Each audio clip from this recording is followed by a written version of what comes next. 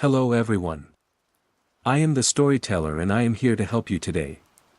I know you use this video to fall asleep, so before that, like the video and subscribe to the channel. Also, where are you from and what time are you watching? Now get comfortable and relax. The Quiet Corridor. Phase 1, The Unsettling Mundane. My life, before it began to fray at the edges, was a study in controlled monotony. I'm Julian, a freelance illustrator, and I work from a sun-bleached room on the second floor of a beige house on Hemlock Court. The court is a perfect cul-de-sac, a semicircle of 6 houses that stare at each other across a disk of pristine asphalt just outside Portland, Oregon. It is, by all accounts, a quiet place. My quiet place. My days are ruled by the soft scratch of a stylus on a tablet and the gentle hum of my computer. I thrive on routine. 7 a.m., coffee, black. 7:30 a.m., review emails, triage client requests. 8 a.m., begin sketching. My window looks directly across the street at Mrs. Abernathy's house, a mirror image of my own, but with meticulously tended rose bushes. For the first year I lived here, she was just a pleasant background element, a figure of predictable suburban life. The noticing began on a Tuesday. It was 8:07 a.m. I remember the time because I'd just sent off a draft logo and was stretching, my gaze drifting out the window. Mrs. Abernathy, a woman I guessed was in her late 70s, stepped out of her front door. She wore a heavy tweed coat and a burgundy scarf, which was odd for the mild May morning. She walked to her mailbox, a standard black metal box on a post. She then performed a small, 3-part ritual. She tapped the top of the mailbox twice with the silver tip of a folded umbrella. She adjusted her scarf, pulling the left side an inch lower than the right. Then she smiled at the empty street and said, clearly enough for me to read her lips, "Another perfect day." Quaint, I thought. A little eccentricity to brighten the morning. The next day, Wednesday, 8:07 a.m. The same tweed coat, the same burgundy scarf. She emerged, walked the same path. Tap, tap. The scarf adjusted. Another perfect day. Thursday, it rained. A proper Portland downpour that slicked the asphalt and drummed on my roof. At 8:07 a.m., Mrs. Abernathy came out. Tweed coat, burgundy scarf. The umbrella, this time, was open, but she closed it just before reaching the mailbox. Tap, tap. Scarf adjust. Another perfect day. She then reopened the umbrella and walked back inside, completely dry. A week passed. 10 days. 2 weeks. The weather cycled through sun, cloud, drizzle, and back to sun. The coat and scarf remained. The ritual at 8:07 a.m. never varied. It wasn't just similar, it was identical. My illustrator's eye, trained to spot the tiniest deviation in line weight and color hex codes, saw no deviation here. The angle of her head, the specific way her fingers grasped the scarf, the brief, placid smile, it was a flawless repetition. It was the end of the second week when a cold knot of unease tightened in my stomach. This wasn't eccentricity. This was something else. This was wrong. My rational mind, the part of me that paid bills and met deadlines, scrambled for explanations. Early-stage dementia, perhaps. A comfort routine solidifying into an unbreakable compulsion. It was sad, of course, but explainable. I felt a pang of guilt for my detached observation, for turning my neighbor's potential suffering into a morbid curiosity. To assuage my guilt, or perhaps to feed the growing dread, I decided to get proof. Not for anyone else, just for me. To confirm I wasn't imagining the sheer, mechanical precision of it all. The next morning, I propped my phone against the window pane, aimed the camera at her front door, and hit record at 8:06 a.m. I did the same the next day, and the day after that. That evening, I uploaded the 3 video files into my editing software. I layered them, setting the top 2 layers to 50% opacity. My breath hitched. It wasn't 3 separate videos. It was one. Mrs. Abernathy was a ghost image, a single, sharp figure created by 3 perfectly aligned recordings. The double tap of the umbrella created a single, sharp sound. The movement of her hand adjusting the scarf was one fluid motion. I zoomed in, my heart thumping against my ribs. The folds in the tweed coat were identical across all 3 days. A wisp of her white hair that had escaped her bun was in the exact same position. It was impossible. Fabric doesn't fold the same way twice. Hair doesn't escape in the same strand. People don't move with the inhuman flawlessness of a computer animation on a loop. The knot in my stomach was now a cold, heavy stone. I had to know if anyone else saw it. The next afternoon, I saw Mr. Henderson from 2 houses down, meticulously trimming the edges of his lawn with a pair of hand shears. He was a creature of routine himself, but his routines felt human. Sometimes he missed a spot. "Afternoon, George," I said, walking over. He straightened up, wiping a bead of sweat from his brow. "Julian. Good day for it." "Sure is," I said, trying to sound casual. "Say, George, quick question. A bit random, but have you ever noticed Mrs. Abernathy's morning routine?" He blinked, a slow, uncurious motion. His gaze drifted towards her house. "Eleanor? You mean with the mailbox?" "Yeah, that." He gave a soft chuckle. "Oh, sure. That's just Eleanor. Always been that way." The phrase hung in the air, simple and devastating.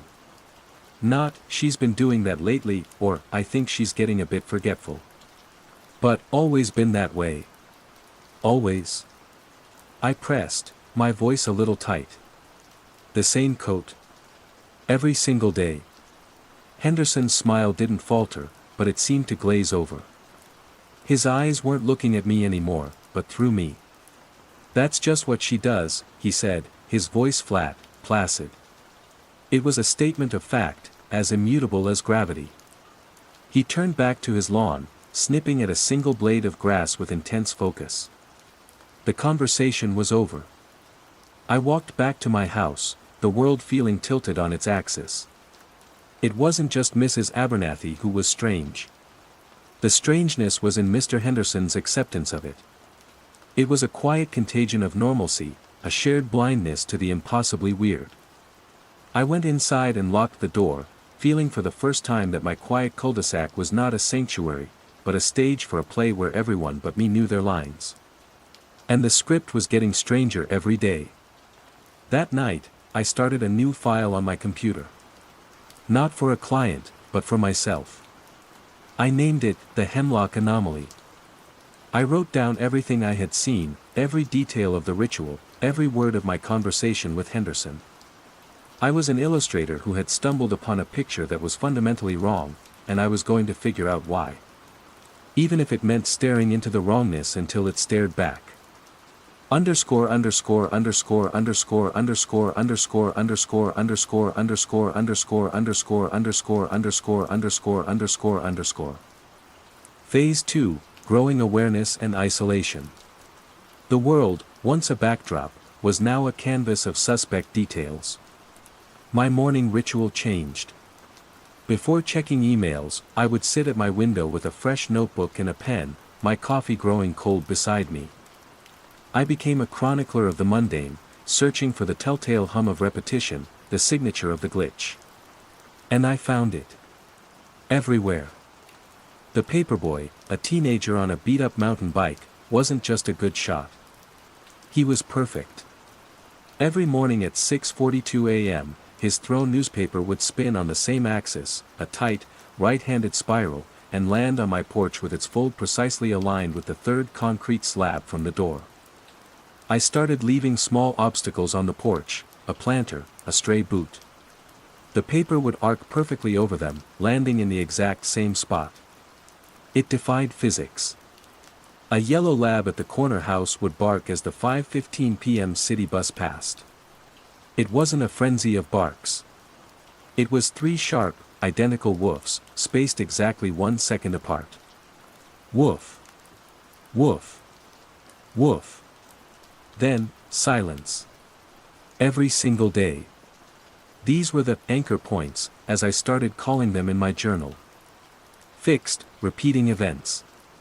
But between them, smaller, more transient loops began to appear. A woman jogging past my house would always stumble on the same crack in the pavement, recover with the same fluid motion, and touch her left earbud. I saw her 3 times in 1 week. Same stumble, same recovery. Same touch. My isolation deepened. The quiet of my house, once a comfort, became an amplifier for my paranoia. The low hum of the refrigerator sounded like a whispered countdown. The rhythmic click of the heating felt like a metronome for a world falling out of time. This growing dread began to bleed into my work, the one area of my life I still felt I could control. I was designing a logo for a mid-level data management firm called Ethelred Communications. The brief was standard corporate fare, sleek, modern, trustworthy. I'd sent them 3 strong concepts. The revision requests started coming in. They were from my contact, a project manager named Sarah. Her emails were always polite, but the feedback was maddeningly vague and repetitive. Subject, logo drafts v4. Hi Julian. Thanks for these. We're getting closer. Just needs a little something. Can you make it more congruent? Best, Sarah. Congruent? I had no idea what that meant in a design context. I tweaked the kerning, adjusted the color saturation, and sent it back. Subject, logo drafts v5. Hi Julian. Almost there. It's still not quite clicking. It needs to feel more congruent. Best, Sarah. I called her. The line crackled with an unusual amount of static. Sarah. Julian here. I just wanted to clarify your feedback on the logo. The word congruent. It needs to align, she said, her voice distant and flat. The elements need to reflect the whole. Make it congruent. Can you give me a specific example? Are we talking about the font? The icon? There was a long pause, filled with the sound of the static, like sand falling. That's just what it needs, she said finally, and the line went dead. Her words echoed Henderson's. That's just what she does. That's just what it needs. The same placid dismissal of inquiry. The same insistence on a reality that didn't require explanation. Ethelred Communications. The name felt heavy, important. I filed it away in my anomaly journal.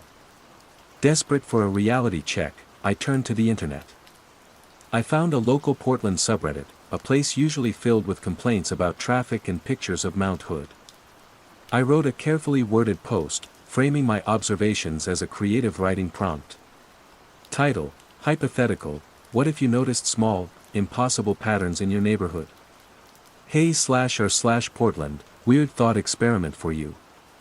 Imagine you started noticing people in your neighborhood performing the exact same actions, at the exact same time, every day. Not just similar routines, but identical, down to the smallest gesture, like a video on a loop. What would you think? Has anyone ever experienced a feeling of intense, unshakable déjà vu in their daily life? The responses were swift and dismissive. Lay off the weed, dude. Sounds like a Black Mirror episode. You should write it. This is just called living in the suburbs. Pics or it didn't happen. I was a joke. A weirdo. I deleted the post, my cheeks burning with shame. The digital world was just as locked down as the physical one. No one else saw it. Or, if they did, they weren't talking. My world shrank to the size of Hemlock Court. I started going to the grocery store late at night to avoid the synchronized rhythms of daytime shoppers. But even there, the contagion was present. The night stalker, a lanky kid with headphones, would arrange cans of Campbell's soup, tomato, chicken noodle, in a perfect, repeating sequence. When he reached the end of the shelf, he would pause, then start the sequence over on the next shelf, regardless of what was already there. Cream of mushroom was now hidden behind a wall of tomato. One evening, I watched him for 10 minutes. He didn't just place the cans, his movements were a loop. Reach, grab, twist, place. A 4-part motion, smooth and unbroken. On his 5th repetition, I stepped forward. "Excuse me," I said. He didn't flinch. He just stopped, his hand hovering over a can of chicken noodle. He turned his head slowly, headphones still on, and looked at me. His eyes were blank, patient. "You've put the tomato soup in the wrong section," I said, my voice barely a whisper. He looked at the shelf. He looked at the can in his hand. He looked back at me. He said nothing. He simply turned back to the shelf and placed the can of chicken noodle next to the can of tomato. Reach, grab, twist, place. He resumed his loop as if I had never spoken, as if I didn't exist. I fled the store, leaving my basket in the aisle. I drove home too fast, my hands slick on the steering wheel. The isolation was no longer a feeling, it was a physical barrier. I was a bug in the code, a rogue variable in a world that was relentlessly optimizing itself for a purpose I couldn't begin to understand. That night, I sat at my desk, the Ethelred logo glowing on my screen. I stared at the word, congruent. It wasn't a design note. It was a command. A mission statement. I opened a new browser window and typed Ethelred Communications into the search bar.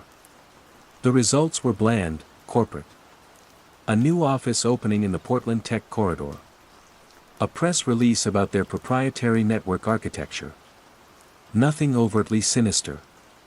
But then I scrolled to the bottom of the results page, to the cached links and obscure academic papers that sometimes get snagged by the search algorithm. I found a link to a PDF, a research paper from a university I'd never heard of, funded by an Ethelred grant. The title was Dense, Technical, Harmonic Resonance in Closed-Loop Data Systems, a Model for Predictive Behavioral Optimization. My blood ran cold. I clicked the link. The paper was filled with jargon I barely understood, but I grasped the horrifying gist. It wasn't about computer networks. It was about human networks. It described a theoretical signal that could gently encourage populations towards predictable, efficient patterns, reducing the statistical noise of random human behavior. It called these patterns cognitive resonance corridors. It spoke of creating a society that was frictionless, seamless, and perfectly, terrifyingly congruent. The paper wasn't a theory. It was a field test. And Hemlock Court was ground zero. Underscore underscore underscore underscore underscore underscore underscore underscore underscore underscore underscore underscore underscore underscore underscore underscore. Phase 3, the nature of the threat and escalation. The research paper was my Rosetta Stone. The world didn't just seem like it was on a loop, it was. Ethelred wasn't just a client, they were the architects of my prison. Their signal, this harmonic resonance, was the quiet contagion. It wasn't a virus that made people sick, it was a frequency that made them tidy. It smoothed out the messy, unpredictable edges of human nature, paving over the winding cowpaths of free will with the sterile asphalt of their cognitive resonance corridors. Mrs. Abernathy wasn't suffering from dementia. She was the system's ideal citizen. Her phrase, "another perfect day," was no longer a quaint utterance. It was a system diagnostic. All systems nominal. No deviation detected. This knowledge was not empowering. It was terrifying. It meant the anomaly wasn't random or supernatural. It was deliberate. Engineered. And if it was engineered, it could be monitored. My awareness, my very act of noticing, made me a flaw. A bug to be patched. The escalation came quietly, insidiously. It started with my own hands. I was at my tablet, trying to force myself to work on the Ethelred logo, to make it more congruent. I was sketching a curve, part of the in envelop. My hand completed the stroke. Then, it did it again. And again. And again. The stylus traced the exact same arc over and over, a dark, thick line scarring the digital page. I tried to stop, to lift my hand, but my muscles wouldn't obey. My arm was locked in a smooth, perfect loop of its own. Panic seized me. I dropped the stylus with a clatter, my other hand grabbing my wrist, breaking the circuit. My heart hammered against my ribs. The signal wasn't just outside anymore. It was inside me, probing for purchase, trying to write its script onto my own neurology. I began to fight it with conscious, deliberate chaos. I changed my coffee routine, drinking it at 7:13 a.m. one day, 7:22 a.m. the next.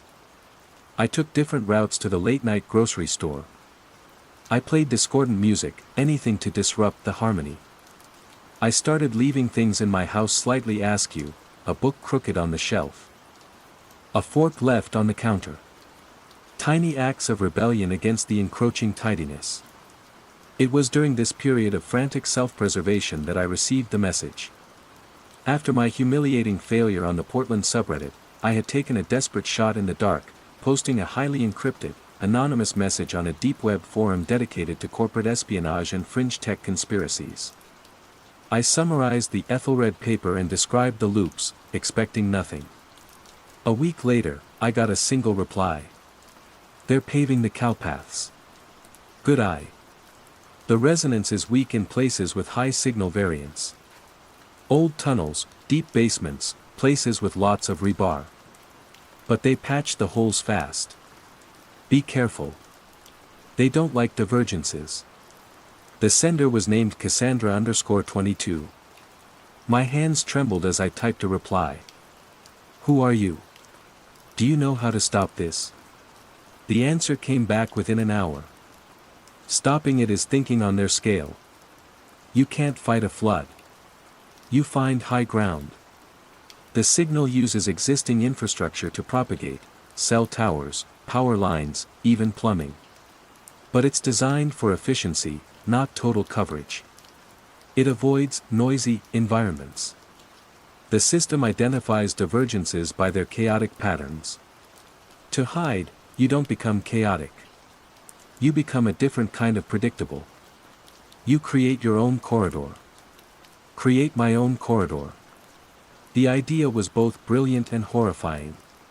A camouflage of compliance. Where? I typed. How? The system has nodes, Cassandra_22 wrote back. Concentration points.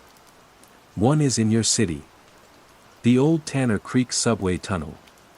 Abandoned in the 70s. Never finished.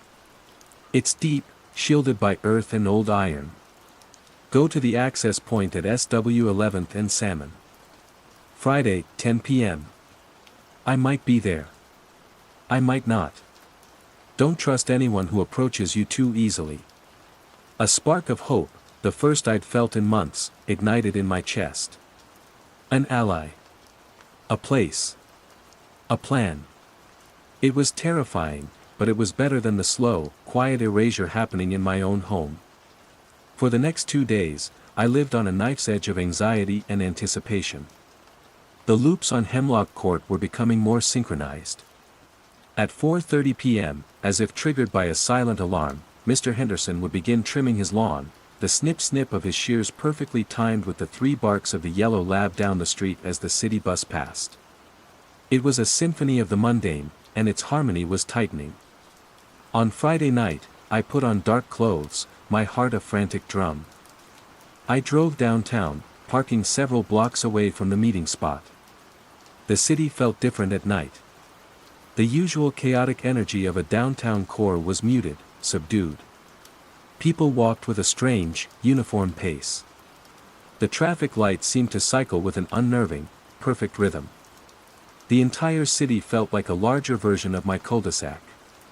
The access point was a graffitied steel door set into a concrete retaining wall under an overpass. The air was cool and damp, smelling of moss and decay. 10 p.m. came and went. The street was empty. At 10:15, a figure emerged from the shadows. A woman, thin, wearing a hoodie that obscured her face. "Julian," she whispered. Her voice was strained. "Cassandra?"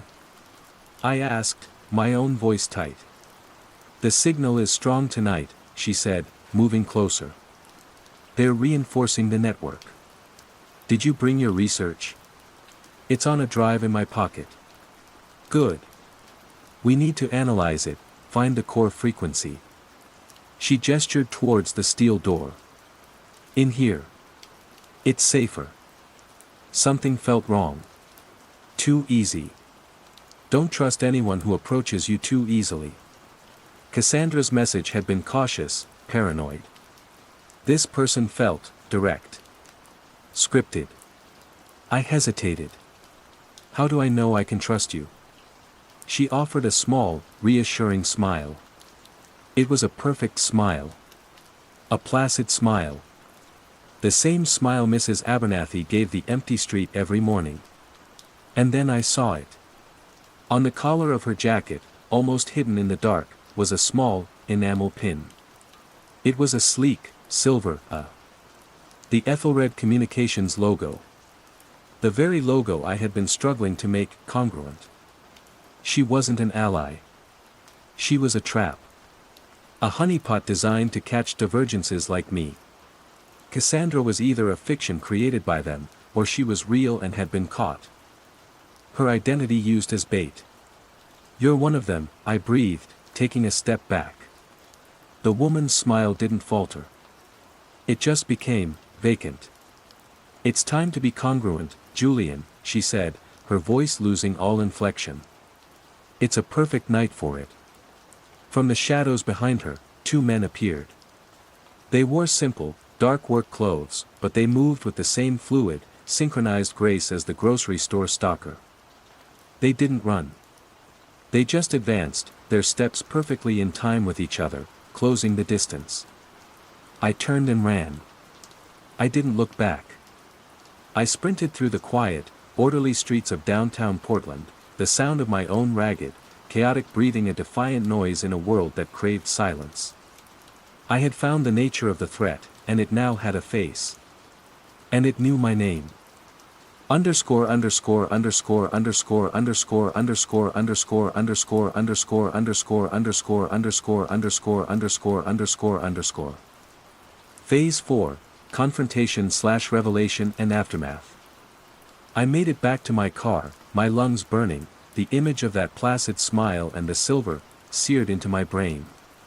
The drive home was a blur of terror. Every streetlight seemed to track me. Every other car on the road felt like it was boxing me in. The quiet contagion was no longer passive.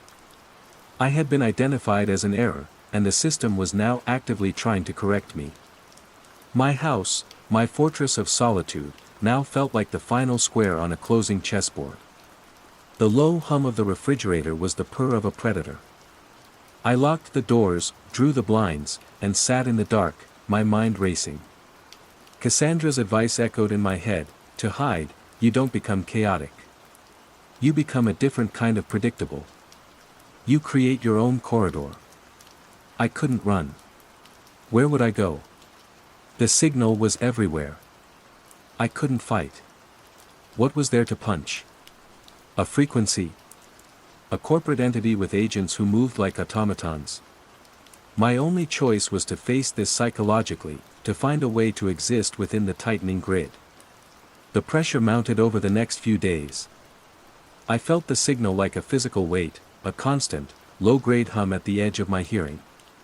The impulse to loop became stronger. I'd find myself standing in the kitchen, my hand reaching for a coffee cup, and have to consciously fight the urge to repeat the motion. The world was demanding my participation. It wanted me to pick a routine, to fall in line, to become another perfect, predictable data point. My confrontation wasn't in an abandoned tunnel or a corporate high-rise. It happened in my own studio, the heart of my identity. I was staring at my drawing tablet, at the hateful Ethelred logo. The urge was overwhelming, a deep, resonant pull from the very marrow of my bones. It wanted me to go outside. To check the mail. To adjust something. To speak a simple, reassuring phrase to the empty air. To join the chorus. My eyes fell on my art supplies. My pencils, arranged by hardness. My pens, my inks. The tools of my trade, of my individuality. Chaos and creativity lived here. And in that moment, staring at the graphite tips of my pencils, I saw my corridor. I couldn't outrun the signal, but maybe I could misdirect it. I could give it the pattern it wanted, but I could fill that pattern with something that was mine. I took a fresh sheet of heavy paper and taped it to my drawing board. I picked up a 2H pencil. At exactly 9 a.m., I began to draw. I chose a simple subject, a sparrow. I drew its head, the curve of its beak, the glint in its eye. The process was slow, deliberate. I let the pressure in my mind guide my hand, not fighting it, but channeling it. The urge to repeat, to loop, was still there, but I poured it into the act of creation. Every line was precise. Every shade was controlled. I finished the drawing at 9:30 a.m. It was a good drawing. Technically perfect.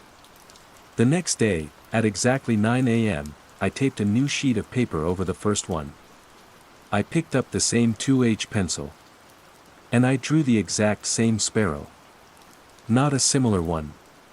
The same one. I used my illustrator's memory, my eye for detail, to replicate every line, every shadow, every feather. It was a monstrously difficult task, a perversion of the creative act. I was turning my art into an assembly line. But as I worked, I felt the external pressure recede. The signal saw a pattern. A complex, 30-minute loop of intense, predictable activity. It was satisfied. I was behaving. I was becoming congruent. I had created my corridor. A prison of my own design, but one where I could still hold a pencil. Months have passed. My life is once again a study in controlled monotony, but of a different sort.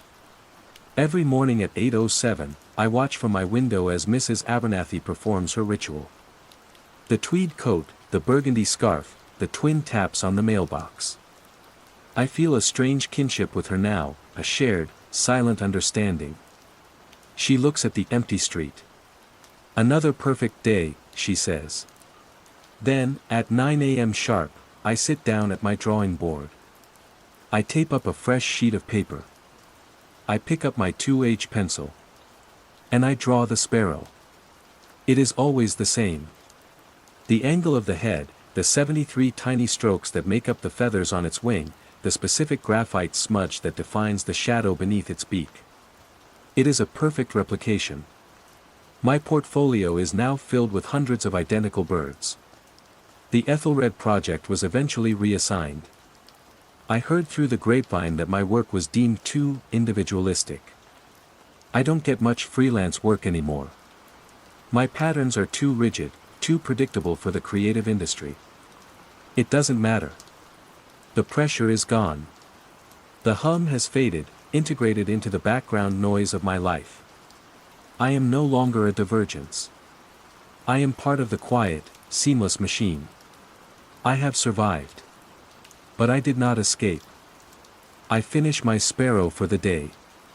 I look at the drawing, a perfect, lifeless copy of all the ones that came before. I look out the window at the quiet, orderly cul-de-sac, where every blade of grass is in its place and every soul is in its loop. And I hear myself whisper to the silent, sun-bleached room, the words tasting like ash and surrender. Another perfect day. The quiet contagion, wall colors. Phase 1, the unsettling mundane. The color was called Nazumiiro. Mouse gray. A quiet, unassuming shade that promised tranquility. When I first moved into my apartment in the Higashinoda ward of Kobe, I had spent a week meticulously painting the walls myself. It was a meditation, a way of claiming the space, of smoothing over the chaos of my move from Tokyo. For 2 years, that mouse gray had been the silent backdrop to my life, the color of calm after a long day shelving books at the city library. It began on a Tuesday in late October, a day of soft, diffused light that should have rendered the gray in its purest form. I came home, slipped off my shoes in the gen can, and as I stepped into the living room, I stopped. The walls were not mouse gray. They were the color of pale, withered tea leaves. A sickly greenish yellow. My first thought was exhaustion. My eyes, strained from the library's fluorescent glare and the tiny print of cataloging records, were playing tricks on me. I rubbed them, the heels of my palms pressing hard until sparks flared behind my lids. When I looked again, the green was still there. It wasn't aggressive, but it was undeniable. A film of wrongness laid over my sanctuary. "It's the light," I murmured, the sound swallowed by the apartment's stillness. The sun was setting, casting long, slanted shadows. Of course. Sunset could do strange things to colors. I busied myself with the ritual of return, putting the kettle on, changing into my comfortable house clothes, sorting the mail. I deliberately avoided looking at the walls, focusing instead on the dark wood of the floor, the familiar spines of my books, the cool white of the kitchen tiles. But the feeling lingered. A single, discordant note in a well-known symphony. The next morning, under the clear, neutral light of dawn, the walls were still wrong. The green had faded, replaced by a washed-out, jaundiced beige. It was closer to gray, but it lacked the cool, blue undertones of Nozomiiro. It was a warm, fleshy color. And it made my skin crawl. Panic, cold and sharp, pricked at my chest. I grabbed my phone, fingers swiping frantically through my photo gallery. I found a picture from a few months ago, taken when my friend Yumi had visited. In the photo, I was holding my cat, a grumpy ball of black fur named Kumo, and behind us, the wall was a perfect, beautiful, undeniable mouse gray. I held the phone up, angling it to compare the image with the reality before me. On the screen, calm, correct gray. In my living room, this putrid, indefinable beige. My heart hammered against my ribs. The discrepancy was absolute. It wasn't the light. It wasn't the paint aging. It was my eyes. Something was wrong with my eyes. At work, I found it impossible to concentrate. The white pages of books seemed to shimmer with a faint, oily luminescence. The polished oak of the circulation desk looked too red, like freshly butchered meat. I felt a headache bloom behind my temples, a dull ache that seemed to emanate directly from my optic nerves. "Ayako-san?" Yumi, my co-worker, leaned over the desk, her bright, cheerful face crinkling with concern. "You look pale. Are you all right?" "I'm fine," I lied, forcing a smile. "Just a headache. I think I need to get my eyes checked." "You've been squinting a lot," she agreed. "Maybe your prescription changed." The thought was a lifeline. A simple, medical explanation. It was so blessedly mundane. I clung to it all day. That evening, walking home from the Sanemiya station, the world seemed to be turning up its contrast dial. The neon signs of the restaurants and pachinko parlors weren't just bright, they were piercing, their colors bleeding into the damp air. The white light from the street lamps overhead wasn't white. It was a stark, clinical blue, a color I associated with server rooms and insect traps. It cast everyone's shadows in sharp, terrifying relief. Passing cars were the worst. Their painted surfaces didn't just reflect the light, they seemed to swallow it and spit it back out, coated in a glossy, wet-looking sheen that made them look like CGI renderings in a video game. My eyes ached fiercely, as if protesting this new, aggressive spectrum. I booked an appointment with an optometrist for the weekend. Until then, I tried to ignore it. I tried to convince myself it was stress. But the wrongness was persistent. The green tinge of my walls would return in the evenings. The beige would greet me in the mornings. I started taking more photos, dozens of them, documenting the steadfast grayness my phone's camera could see and my eyes could not. The gallery became a gallery of my own sanity, a testament to a world that was slipping away from me. On Saturday, I sat in the optometrist's sterile white room. The white, at least, seemed to be a proper white. Dr. Sato was a patient, methodical man. He ran me through the battery of tests. The puffs of air, the lens-switching machine where I had to declare which was clearer, 1 or 2. The answer was always neither. Both were slightly off, tinged with an imperceptible distortion. I tried to explain. "It's not just blurriness," I said, my voice sounding small and desperate. "Colors, they seem different. My gray walls look yellow." Dr. Sato nodded slowly, his expression unreadable. "Color perception can be affected by many things. Cataracts, macular degeneration, even certain medications. But your eyes appear perfectly healthy, Ayako-san. Structurally, they are fine. Your prescription has barely changed." He wrote me the new prescription, a negligible adjustment, and suggested I might be suffering from digital eye strain. "Take more breaks. Use lubricating drops. See if that helps." I left with the slip of paper in my hand, a useless talisman against a creeping dread. It wasn't my prescription. It wasn't a cataract. He had looked inside my eyes and found them healthy. The problem wasn't in the receiving instrument. The problem was the signal itself. Or worse, the interpreter, my own mind. That night, I couldn't sleep. I sat in the dark living room, Kumo purring on my lap, a small, warm anchor in the shifting sea of my perception. I stared into the corners of the room, where the shadows were deepest. And I saw it. A pulse. It was faint, almost subliminal. A slow, rhythmic throb of color in the darkness. The sickly yellow-green of the walls would intensify for a second, then recede, like a tide of paint washing in and out.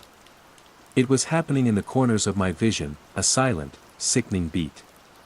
1,000, 2,000. A faint pulse of blue from the direction of the window, where the streetlight leaked in. 1,000, 2,000.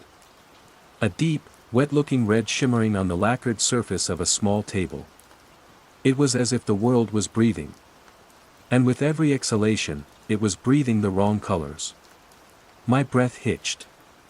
Kumo stirred, sensing my distress. I wasn't just misperceiving. I was witnessing a process. The quiet contagion had a pulse, and I was the only one who could feel its rhythm. My apartment, my sanctuary, was no longer a static place. It was the patient, and I was the horrified observer at its bedside, watching it succumb to a fever that was changing the very color of its skin. Underscore underscore underscore underscore underscore underscore underscore underscore underscore underscore underscore underscore underscore underscore underscore underscore. Phase 2, Growing Awareness and Isolation. The following week was a descent into a private, quiet madness. The world did not stop for my crisis of color. The library demanded its routines, Yumi her cheerful chatter, the city its relentless hum. I moved through it all like a ghost, my true attention turned inward, to the constant, subtle battle being waged before my eyes. I started a journal, a plain black moleskine I bought specifically for this purpose. I named it the Shikisaigaku Kuroku, the chromatic record. My librarian's training kicked in, a desperate attempt to impose order on the illogical. I logged the time of day, the weather conditions, the precise shade of wrongness. Monday, 7:15. Weather, overcast. Walls, pale chartreuse, almost luminous. Resembles the color of cheap phosphorescent plastic. Monday, 19:30. Weather, clear. Streetlight outside window, a vibrant, almost violent azure. Reflection on wet pavement appears solid, not liquid. Tuesday, 12:45. Location, library, break room. Yumi's pink cardigan appears unnaturally saturated, like a digital image with the vibrant slider pushed to maximum. Caused mild nausea to look at directly. The journal became my only confidant. To speak of it to anyone else was to invite the placid, concerned smiles that were more isolating than outright disbelief. I tried once more with Yumi, cornering her by the periodicals. "Yumi, please, just look," I whispered, showing her a photo of my gray wall on my phone, then gesturing to the break room wall, which was painted a similar shade. To me, the break room wall was now a dull, muddy ochre. "Don't they look different to you? The color on my phone, and the color here?" She squinted, tilting her head. "Well, the lighting is different, Ayako-san. Your phone screen is backlit. It's never going to match perfectly." She gave me a gentle pat on the arm. "You're really fixated on this, aren't you? Maybe that doctor was right about stress." Her dismissal was so reasonable, so logical, that it almost made me doubt myself. But then I'd look at the ochre wall, a color that felt fundamentally alien, and the certainty would crash back over me. I wasn't stressed. I was seeing the truth. My isolation deepened. At lunch, I would eat alone, unable to bear the sight of the unnaturally vivid colors of the bento boxes, the glossy, hyperreal sheen on a slice of cucumber that made it look like polished jade. The world of shared reality was a party I was no longer invited to. The other guests were all enjoying the music, while I was the only one who could hear the screech of feedback building beneath it, threatening to deafen us all. In my apartment, I found one point of solace. It was a kakejiku, a hanging scroll passed down from my grandfather. He had been a quiet man, a lover of traditional arts. The scroll depicted a simple scene, a single stalk of bamboo against a plain, cream-colored background. The ink of the bamboo was a deep, complex black, and the paper was the color of aged silk. It was my anchor. While the walls around it writhed through their spectral changes, the kakejiku remained constant. The black was always black. The cream was always cream. It was a patch of the old world, a window into the reality I was losing. Sometimes, I would sit before it for hours, just staring, letting its stability wash over me, trying to recalibrate my own broken senses against its truth. The effort was exhausting, leaving my eyes watering and my head pounding, but it was a necessary ritual. My investigation began to center on the scroll. Was there something special about it? The ink, perhaps. Sumi ink, made from pine soot and animal glue. Natural, ancient pigments. Was it possible that the new, pulsating colors were a feature of the synthetic, the modern? That the contagion couldn't touch things made of older, more elemental stuff? This theory sent me down a rabbit hole. I began haunting antique shops in the Kitanocho district on my days off. I'd stand before old wooden chests, faded textiles, and hand-thrown pottery, trying to see if they, too, resisted the change. The results were inconclusive. Some items seemed stable, while others shimmered with the same wrongness as everything else. There was no discernible pattern. My paranoia grew. Was the contagion selective? Or was I just losing my ability to tell the difference? One evening, I was taking out my rubbish when I saw my downstairs neighbor, Mr. Tanaka. He was an elderly man, a retired calligrapher who had lived in the building since it was constructed. He was meticulously sweeping the small concrete area by the bins, his movements slow and deliberate. "Good evening, Tanaka-san," I said, bowing slightly. He stopped sweeping and looked up, his eyes, clouded with age, seeming to look past me for a moment. "Ah, Ayako-san. Good evening." He gestured with his chin towards the sky, where the last vestiges of sunset were being devoured by the city's electric glow. "The sky is very loud tonight, isn't it?" The word struck me. Loud. It was the perfect description for the piercing, aggressive quality of the colors. It was a synesthetic observation, a blending of senses. It was the first time anyone had described the world in a way that resonated with my own secret experience. Loud? I repeated, my voice barely a whisper.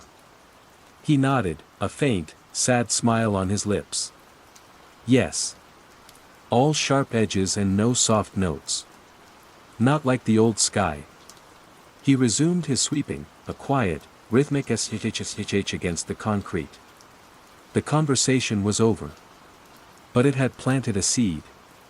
He saw it too. Or felt it. Or tasted it. His perception was also skewed. I wasn't entirely alone. The knowledge was both a comfort and a terror. It meant the contagion was real, and it had claimed others. How many more were there? Were we a scattered few, or was he, like me, just better at hiding it? That night, I had a nightmare. I dreamt I was inside my phone, in the photo gallery. I was standing in my living room, and the walls were the beautiful, placid mouse gray I remembered. Kumo was sleeping on the sofa. Everything was perfect. But I could hear a sound from outside the phone, a low, rhythmic pulsing. I pressed my face against the screen from the inside, looking out into my real apartment. I saw myself sitting on the floor, staring blankly. And the walls of the room outside were no longer just greenish-yellow. They were swirling, kaleidoscopic monstrosities of color, shifting and bubbling like a chemical reaction. The pulsing was the sound of the new reality painting itself over the old one, and I, the real me, was being painted over with it. I woke up gasping for air, the phantom throb of the dream echoing in my ears. I scrambled for my journal. My hands were shaking so badly I could barely write. Wednesday, 3/17. The contagion is not a passive change. It is an active process. An overwriting. Tanaka-san knows. He called the sky loud. Question: are we the only ones who can hear the noise of the new colors? Or are we the only ones who haven't learned to ignore it? The secondary mystery was no longer the scroll, but Mr. Tanaka himself. He was a clue, a fellow survivor, or perhaps a harbinger of the final stage of the affliction. I had to talk to him again. I had to know what he knew about the loud sky and the world that was screaming its wrongness at us in colors we were never meant to see. Underscore underscore underscore underscore underscore underscore underscore underscore underscore underscore underscore underscore underscore underscore underscore underscore. Phase 3, the nature of the threat and escalation. My attempts to speak with Mr. Tanaka again were frustratingly brief. He was a creature of quiet routine, and seemed to possess an instinct for avoiding prolonged conversation. I'd catch him on his way to the market, or tending to the small bonsai tree on his balcony. I'd try to broach the subject obliquely.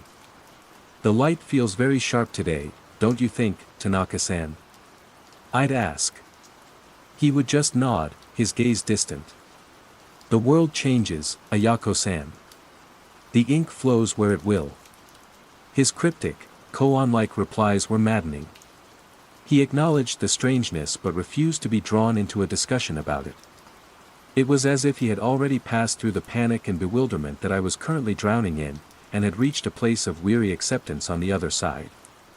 His resignation was more terrifying than my fear. It implied the struggle was futile. The escalation came not from a sudden event, but from a creeping change in the behavior of others. I began to notice it at the library. People weren't just oblivious to the color shifts anymore, they were beginning to subconsciously validate the new reality. One afternoon, a mother and her young daughter were in the children's section. The girl was holding up a picture book. "Look, Mommy. The sun is so blue." To my eyes, the sun in the illustration was a searing cobalt, a complete perversion of the artist's intent. I braced myself for the mother's correction. Instead, she smiled. "It is, sweetheart. A lovely, happy blue." My blood ran cold. I walked over, feigning an interest in shelving nearby books. I glanced at the page. The sun was drawn with simple, clean lines, but its color was a throbbing, unnatural blue. The mother wasn't just placating her child.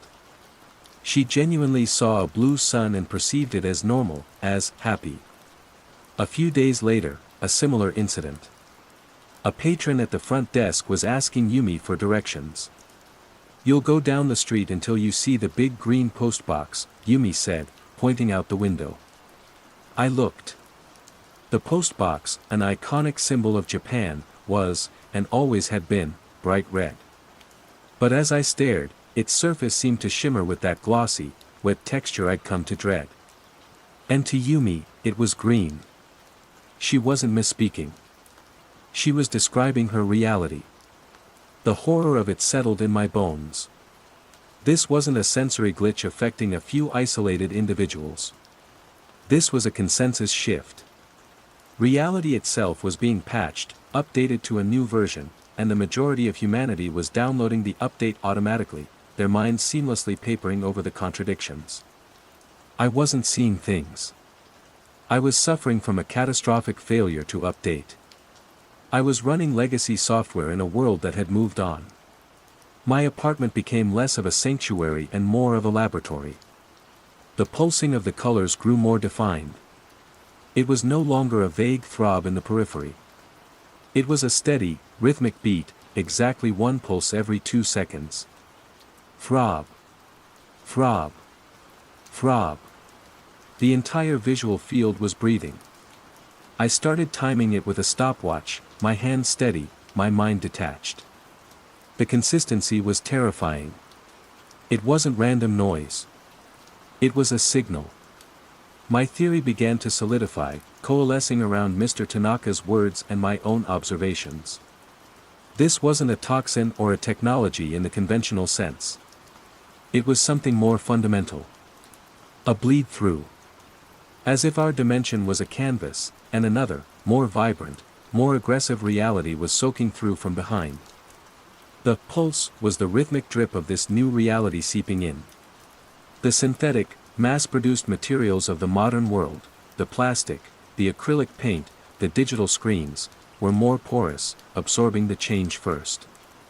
The old things, the kakujiku made of soot and silk, the unvarnished wood, the natural fibers, they were more resistant, holding on to the old world's chromatic information longer. They were anchors, just as Mr. Tanaka had said. And people? Their minds, their consciousness, were the most porous materials of all. They adapted instantly, their brains rewriting memory and perception on the fly to maintain a coherent, functional reality. Seeing a red postbox as green wasn't a mistake, it was a successful adaptation. The real illness, the real madness, was my own stubborn adherence to the old data. My one potential ally was proving to be a fading hope. I saw Mr. Tanaka less and less. When I did, he seemed more fragile, more translucent. One evening, I brought him a small plate of tsukmino, an excuse to knock on his door. He opened it a crack. The air from his apartment smelled of old paper, dried ink, and something else, ozone, like the air after a lightning strike. Tanaka-san, I began, holding out the plate. I was hoping we could talk. He looked at the pickles, then at my face. His eyes were unfocused, as if he were looking at two versions of me at once. There is no need for talk, Ayako-san, he said, his voice a dry rasp. There is only the need to choose. The old ink, or the new light. He gestured weakly towards his living room. Behind him, I could see dozens of scrolls of his own calligraphy, hanging from every available surface. They were like my grandfather's scroll, islands of stability in the pulsing chaos. These are my choice, he whispered. They are heavy. They hold me down. He gently closed the door, leaving me in the hallway with my useless offering of pickles. They hold me down. He wasn't just observing the change, he was actively fighting it. He was using his art, his anchors, to resist being washed away by the tide of new color. But the fight was costing him. It was making him frail, draining his life away. The stakes were no longer just about my sanity. They were about survival. Not physical survival, but the survival of my identity, my memory, my reality. If I continued to resist, would I fade away like Mr. Tanaka? If I gave in, what would become of the person I was? The woman who loved the quiet subtlety of mouse gray. She would be gone, replaced by a stranger who saw nothing wrong with a blue sun and a green postbox, a stranger who was deaf to the silent, screaming pulse of the world. The choice became stark. I could surround myself with my own anchors, my old books, my grandfather's scroll, and try to hold myself down. Or I could let go and let the current take me. The threat was no longer subtle. It was a direct, existential choice. The quiet contagion was organized. It had a rhythm. It had a logic. It wasn't just changing the world, it was demanding allegiance. I stood in the hallway, the pulsing of the corridor lights seeming to beat in time with my own frantic heart. Choose, it seemed to say. Choose. Choose. Choose. Underscore underscore underscore underscore underscore underscore underscore underscore underscore underscore underscore underscore underscore underscore underscore underscore. Phase 4, Confrontation/Revelation and Aftermath. The confrontation did not happen in a flash of lightning or a dramatic showdown. It happened in silence, in the middle of the night, in my living room. Mr. Tanaka had given me the key. Choose the old ink or the new light. For weeks, I had been trying to do both, to live in the new world while clinging to the old. It was tearing me apart. The headaches were constant, a grinding pressure behind my eyes. I was living on the threshold, and the strain was becoming unbearable. I had to make a choice. I took my grandfather's Kakujiku down from the wall. The pulsing colors of the apartment seemed to intensify, as if angered by the removal of their staid counterpart. I laid the scroll carefully on the floor. I knelt before it, just as I had seen monks do in the temples of Kyoto. My cat, Kyumo, sensing the gravity of the moment, came and sat silently beside me, a small, solid shadow.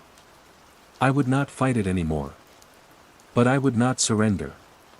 I would attempt a third path, understanding. I took a deep breath and looked not at the scroll, but into it. I focused on the single stalk of bamboo. I let my eyes trace the artist's brushstrokes, the subtle variations in the sumi ink, where it was jet black and absolute, where it feathered into a ghostly gray. This was a piece of the world recorded with absolute fidelity. Soot, water, glue, silk, and human intent. It was a slice of reality, captured and preserved. It was my baseline. Then, I closed my eyes and focused on the pulse. The 2-second beat that had become the rhythm of my life. Throb. Throb. Throb. I didn't fight it. I let it wash over me. I tried to feel its texture, its temperature. It felt thin. Artificial. A layer of varnish over something solid. My choice was made. I would choose the old ink. I would anchor myself to it, not as a defense, but as a lens. I opened my eyes and looked past the scroll, at the room, at the city beyond my window. But I held the memory of the scroll's reality, its true colors, its quiet stability, in the forefront of my mind. I used it as a filter. And the world fractured. For a terrifying, heart-stopping moment, my vision split. I saw two realities simultaneously, layered over each other like translucent, misaligned prints. I saw my wall, a nauseating, pulsing chartreuse, but through it, like a ghost, I saw the calm, beloved Nozomi-Iro. I saw the streetlight outside casting a harsh, digital blue, but I also saw the soft, warm sodium yellow glow it was supposed to have, occupying the exact same space. The world became a dizzying, shimmering stereogram of what was, and what is. The sensory overload was immense. A scream caught in my throat. My vision swam with the impossible duality. The pulsing azure light of a passing car overlaid with the ghost of its true, metallic red body. The unnaturally glossy leaves of the tree outside shimmering with the phantom of their own matte, natural green. It was the visual equivalent of hearing two different songs, in two different keys, played in each ear at the same time. It was the truth. The contagion wasn't erasing the old world. It was simply pasting a new one over the top. And for some reason, a genetic quirk, a psychological scar, a simple accident of perception, I was now able to see both. I was a broken radio, receiving two stations at once. The revelation was not a victory. It was a damnation. In the days that followed, the dual vision remained. It was no longer a choice, it was my permanent state. I learned to function within the schism, but it came at a cost. The world was a constant, shimmering headache. Reading was nearly impossible, the black text ghosting over itself. Faces were the worst, I would see the vibrant, high-contrast sheen of the new reality's skin, and beneath it, the softer, more subtly colored flesh of the person I used to know. It made connection impossible. I learned that Mr. Tanaka had passed away a week after our last conversation. His neighbors said he died peacefully in his sleep. I knew better. He had chosen the old ink, and it had held him down, anchoring him to a world that no longer had the strength to support him. He hadn't faded away, he had refused to cross over, and the old world had crumbled beneath his feet. I quit my job at the library. The world of fixed, stable text had become a mockery. How could I catalog and preserve human knowledge when the very medium of its perception was in flux? I sold most of my belongings, keeping only my clothes, my cat, and my grandfather's scroll. Now, I walk. I walk the streets of Kobe, a city that was itself broken and rebuilt. It seems fitting. I am a tourist in my own life, a ghost in my own reality. I see the world as everyone else sees it now, the loud, glossy colors, the blue suns and green postboxes. They walk in their bright, simple reality, placid and unaware. But I also see the ghost. I see the pale echo of the old world shimmering beneath the new. I see the soft yellow of the old streetlights. I see the proper red of the postboxes. I see the gentle mouse gray hiding under the sickly green of 1,000 apartment walls. The quiet contagion has spread. Perhaps it has conquered everything. I don't know its origin, an extra-dimensional bleed, a psychic wave, the next stage of evolution, and I no longer care. Explanations are a luxury of a world with fixed rules. My world has two sets of rules, both applying at once. I am forever isolated, living in the space between the layers. I am the only one who remembers the true color of things. I am a living archive of a lost spectrum, a silent witness to a world that no one else knows is gone. And sometimes, in the dead of night, when I see a fellow walker flinch at a particularly loud color, or squint at a reflection that is too sharp, I wonder. Am I truly the only one? Or are there other ghosts like me, learning to live in the shimmering, fractured light? The quiet contagion, the iron smell. Phase 1, the unsettling mundane. It began, as I suppose these things must, with a smell. My name is Liam Kendrick. I teach mathematics to teenagers at Ashton Gate Comprehensive, a job that is 90% crowd control and 10% the elegant purity of numbers. My life is, or was, a study in predictable variables. I live in a second-floor flat in Clifton, a part of Bristol where the Georgian townhouses hold their breath against the press of modern life. My days are a rhythm of lukewarm coffee, the squeak of whiteboard markers, the drone of the bus engine, and the quiet solitude of marking quadratic equations in the evening. The smell arrived on a Tuesday in late October. It was faint at first, a metallic tang on the air in my living room, thin and sharp. I thought it was the old cast-iron radiator hissing in the corner. I bled it with a key, getting a spurt of rusty water for my trouble, but the smell lingered. It was the smell of old blood, or of a nail left out in the rain for a decade. The smell of decay, but a dry, mineral decay. An iron smell. I forgot about it until Thursday. I was doing the dishes, the scent of lemon washing up liquid thick in the air, and yet, underneath it, the iron smell returned, stronger this time. It seemed to coil out from under the sink. I emptied the cupboard, checked the U-bend, ran the hot water until the pipes groaned. Nothing. No leaks, no rust, just the clean, damp smell of plumbing and the ghost of iron that clung to the back of my throat. I bought a plug-in air freshener, a hideous plastic thing that pulsed out waves of synthetic lavender. For a day, it worked. The lavender bludgeoned the iron smell into submission. I felt a ridiculous sense of victory. I had solved the equation. X equals faulty radiator. Y equals leaky pipe. Z equals plug-in air freshener. QED. The first crack in my logic appeared at work the following Monday. I was in the staff room with Sarah Croft, who taught English. She was a whirlwind of frantic energy, always juggling a mug, a stack of unmarked essays, and a torrent of gossip. She was halfway through a story about a Year 9's disastrous attempt at a Shakespearean sonnet when she stopped mid-sentence.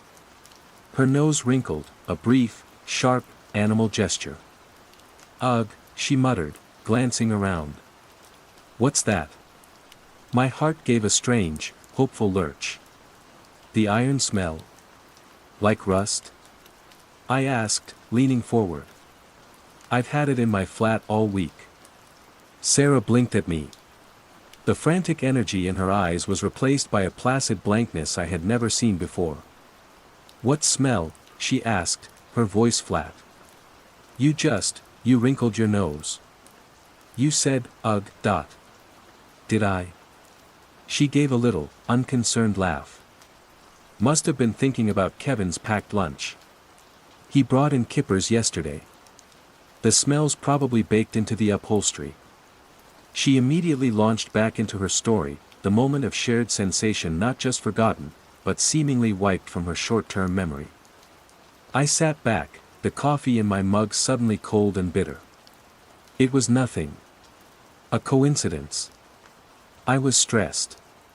My ex, Chloe, had emailed me a few days prior, a breezy, casual thing about a job promotion in London that felt precision engineered to highlight the static nature of my own life.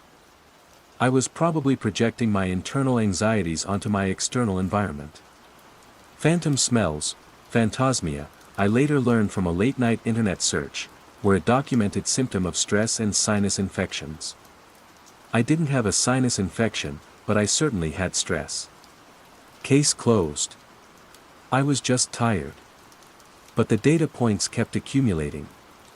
The next week, on the 48A bus heading into the city center, the smell bloomed so powerfully it made my eyes water. It was thick, visceral. The smell of a fresh wound. I instinctively pressed the sleeve of my coat to my nose. Across the aisle, a woman in a floral headscarf did the same, her movement fluid and unconscious. Our eyes met for a fraction of a second. I saw a flicker of shared understanding, of mutual discomfort. I opened my mouth to say something, "Do you smell that?" But in the instant it took to form the words, her expression changed. The concern vanished, replaced by a mild, bovine curiosity. She looked at me as if I were a stranger who had just made a strange face, then turned to stare placidly out of the window, her scarf now resting in her lap. The bus shuddered to a halt, and the smell was gone, leaving only the familiar fug of diesel and damp coats. I started to feel a prickle of unease that was different from everyday anxiety. This was a specific, targeted dread. It was the feeling of a mathematical proof with a single, flawed line that unravels the entire beautiful structure. My reality had a flawed line, and I kept tripping over it. The smell was the constant, but the human reactions were the variable that terrified me. The fleeting moment of acknowledgement, followed by the neurological reboot. It wasn't denial. Denial is an active state. This was an erasure. I began to watch for it. In the supermarket, I'd catch the scent rolling off the freezer aisle and see a man stop, sniff the air with a frown, and then continue on his way, his face wiped clean of the momentary disturbance. In the school library, a student would lift her head, her nostrils flaring, before her focus returned to her textbook with an unnerving smoothness, as if the intervening second had never happened. And then I saw the shimmer. It was a Wednesday evening. I was walking home from school, taking the long route past the harbourside. The sun was setting, casting long, distorted shadows from the old cranes. The iron smell was thick, clinging to the damp air rising off the water. It was strongest near a set of old iron mooring bollards, rusted to a deep, angry orange. As I stared at them, trying to pinpoint the source, I saw it. A slight distortion in the air around the bollard, like the heat haze rising from tarmac on a summer's day. It was barely there, a subtle wavering of the light, a patch of reality that seemed thinner than the rest. It shimmered, oily and iridescent, for a second. I blinked, and it was gone. I stood there for a long time, the evening commuters flowing around me like a river around a stone. I felt a profound sense of cold that had nothing to do with the autumn air. My neat, ordered world of angles and integers was beginning to curve in on itself, and I was the only one who seemed to notice the impossible geometry. The smell wasn't just in my head. It was in the world. And whatever it was casting a shadow I couldn't see, a heat haze that wasn't hot, and an amnesia that was spreading one sniff at a time. I went home, threw the lavender plug-in in the bin, and sat in my living room, breathing in the quiet, metallic scent of wrongness. Underscore underscore underscore underscore underscore underscore underscore underscore underscore underscore underscore underscore underscore underscore underscore underscore. Phase 2, Growing Awareness and Isolation. The next month was a descent. The iron smell was no longer a visitor, it was a permanent resident of my sensory landscape. Sometimes it was a faint, high note, a barely there metallic tang at the back of my sinuses. At other times, it would surge without warning, an overwhelming wave of rust and blood that felt thick enough to choke on. The world was beginning to feel like a great, slowly corroding machine. My attempts to find a rational explanation grew more desperate. I booked an appointment with my GP, a kindly, overworked man who listened patiently as I described my olfactory hallucinations. He shone a light up my nose, checked my ears, and asked about stress levels. I mentioned Chloe's email, the pressures of the job. I deliberately omitted the part about other people's reactions, the shivers. I knew how it would sound. He prescribed a nasal spray and suggested I take a week off. Sometimes the brain just needs a reset, Mr. Kendrick, he'd said, his smile both reassuring and utterly dismissive. The nasal spray did nothing but add a chemical scent to the metallic one. Taking time off only made it worse. Without the rigid structure of the school day, I had more time to notice. More time to brood. My flat became a laboratory. I bought a small, black moleskine notebook and began to log the occurrences. November 5, 10:17 a.m. Smell intensity, 7 out of 10. Location, kitchen, by the window. Duration, approximate, 15 minutes. Visual anomaly, faint shimmer seen against the glass. Note, neighbor's cat on the wall outside seemed to stare at the spot, for bristling, before shaking its head and proceeding. November 8, 3:45 p.m. Smell intensity, 4 out of 10. Location, living room sofa. Note, the smell seems to negate other scents. Poured a glass of whiskey, could not smell the peat, only the iron. November 12, 8:20 a.m. On the bus. Smell intensity, 9 out of 10, overwhelming. At least 5 people visibly reacted, a cough, a hand to the mouth, a grimace. As before, all reactions were wiped within 2 seconds. The blankness is the most disturbing part. It's a placid, almost serene expression. It's not confusion. It's absence. The journal was meant to be a tool of logic, a way to impose order. Instead, it became a chronicle of my own growing isolation. Reading it back was like reading the diary of a madman, yet I knew, with a certainty that chilled me to the bone, that I was sane. The world was not. My relationships at work frayed. I became withdrawn, jumpy. I'd be in the middle of a conversation and the smell would spike. I'd flinch, my eyes darting around for a shimmer, and the person I was talking to would get a wary look in their eyes. Liam. You alright, mate? My department head, David, asked one afternoon. Fine, I'd mumbled. Just, thought I smelled something burning. He sniffed the air theatrically. Smells like chalk dust and teenage despair to me. Same as always. He clapped me on the shoulder, but his bonhomie was forced. I was becoming the weird teacher, the one who stared into the middle distance and fell silent for no reason. I had a small, secondary mystery unfolding in my own building, one that seemed at first to be a potential lifeline.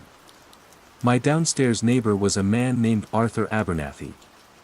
He was in his late 70s, a retired civil engineer with a reputation in the building for being an eccentric recluse. One Saturday, I met him in the hallway. The iron smell was faint but present. Mr. Abernathy was standing stock still, his head cocked at a strange angle. "Mr. Abernathy? Are you all right?" I asked. He started, his pale blue eyes focusing on me with alarming intensity. "It's the hum," he whispered, his voice dry and papery. "Can't you hear it? It's a G sharp. It's always a G sharp in the mornings. It changes to a C flat after lunch." I listened. I could hear the distant traffic on the portway, the sigh of the lift, nothing more. "I can't hear a hum, Mr. Abernathy." "But, do you smell anything? A metallic smell?" He waved a dismissive hand, his attention already elsewhere. "The smells are a distraction. A harmonic. They want you to focus on the smells so you don't notice the frequencies. They're tuning the city, you see. Tuning it." He tapped the side of his head. "I've got lead lining in my hat. Helps dampen the resonance." He then gave me a conspiratorial wink and shuffled into his flat, the door clicking shut with an air of finality. I walked away more disturbed than ever. Was this my future? Swapping one sensory fixation for another? Trading a phantom smell for a phantom hum? Or was he onto something? Was his hum and my smell two different symptoms of the same underlying sickness? It was a terrifying thought, that we were both perceiving a genuine phenomenon, but our brains were interpreting the alien data in different, equally isolating ways. My research hit a wall of esoteric nonsense. I moved past WebMD and into the darker corners of the internet, forums about extra-dimensional entities, theories on sensory bleed-through from parallel universes, articles about biodigital fields generated by new 5G towers. It was all paranoid fantasy, and yet, it felt closer to my reality than my GP's diagnosis of stress. One post on a long-dead forum caught my eye. It was from a user in Toronto, 6 years ago. "Does anyone else smell it? The iron. Like blood, but clean. It's everywhere. Sometimes I see things moving in the corners of my eyes when it's strong. Like the air is glitching. People look at me like I'm crazy when I ask." There was only one reply. "They are not glitches. They are architects. Do not watch them." The thread ended there. The user never posted again. I felt a jolt of cold fear. Architects. Tuning the city. The words resonated with Mr. Abernathy's ramblings. The shimmers were becoming more defined. They were no longer just a vague heat haze. When I saw them now, I could discern a momentary, breathtaking complexity within them. They were geometric, but in a way that defied description. They were like seeing the shadow of a four-dimensional object cast into our three-dimensional world, all impossible angles and flowing, crystalline structures that my mind couldn't hold on to. They were beautiful and they were utterly terrifying. They looked like blueprints. One evening, I made a decision. I had to get proof. I had to capture one. I downloaded a high frame rate video app on my phone. When the smell spiked in my hallway, I saw it, a particularly vivid shimmer coalescing near the ceiling light. It was intricate, a lattice of light and absence. My hands were shaking, but I managed to raise my phone and hit record. I filmed for 30 seconds, my heart hammering against my ribs. I played it back, my breath held tight in my chest. On the screen, the video showed my hallway. The ceiling light. The peeling paint on the doorframe. And nothing else. No shimmer. No glitch. No impossible geometry. There was nothing there. I played it again. And again. The recording was perfect, clear, and utterly normal. It wasn't that the shimmer was invisible to the camera. The sickening realization dawned on me: the phenomenon wasn't just affecting human perception. It was affecting the technology we use to record reality. It was editing itself out. I sank to the floor in the hallway, the phone slipping from my grasp. The iron smell was thick around me, a smug, possessive presence. The isolation was no longer a feeling, it was a physical law. I was living in a world that was actively, intelligently concealing its own transformation from everyone, and everything, except me. I was a bug in the code, a witness to a crime that erased its own evidence as it was being committed. And the terrible, lonely question echoed in the silence: why me? Underscore underscore underscore underscore underscore underscore underscore underscore underscore underscore underscore underscore underscore underscore underscore underscore. Phase 3: the nature of the threat and escalation. The failure of the camera broke something in me. The frantic search for external validation, for proof, for an ally, it all curdled into a kind of grim, focused obsession. If I couldn't prove it to others, I would understand it for myself. I, Liam Kendrick, the math teacher, would solve the equation, even if I was the only one who could see the variables. I abandoned my journal of emotional despair and started a new one, a field guide. I began mapping the city, not with an A to Z, but with a personal cartography of scent. Using a scale of 1 to 10, I'd marked the intensity of the iron smell on a large map of Bristol I'd pinned to my wall. A pattern began to emerge. The smell wasn't random. The points of highest intensity, the 8s, 9s, and 10s, were clustered around specific locations: old ironwork, like the mooring bollards on the harbourside, major electrical substations, and, most strangely, places of dense, repetitive human activity, like the turnstiles at Temple Mead Station or the checkout aisles at the Sainsbury's on Clifton Down. The shimmers, too, became part of the map. I started sketching them. My mathematical training finally found a use in this madness.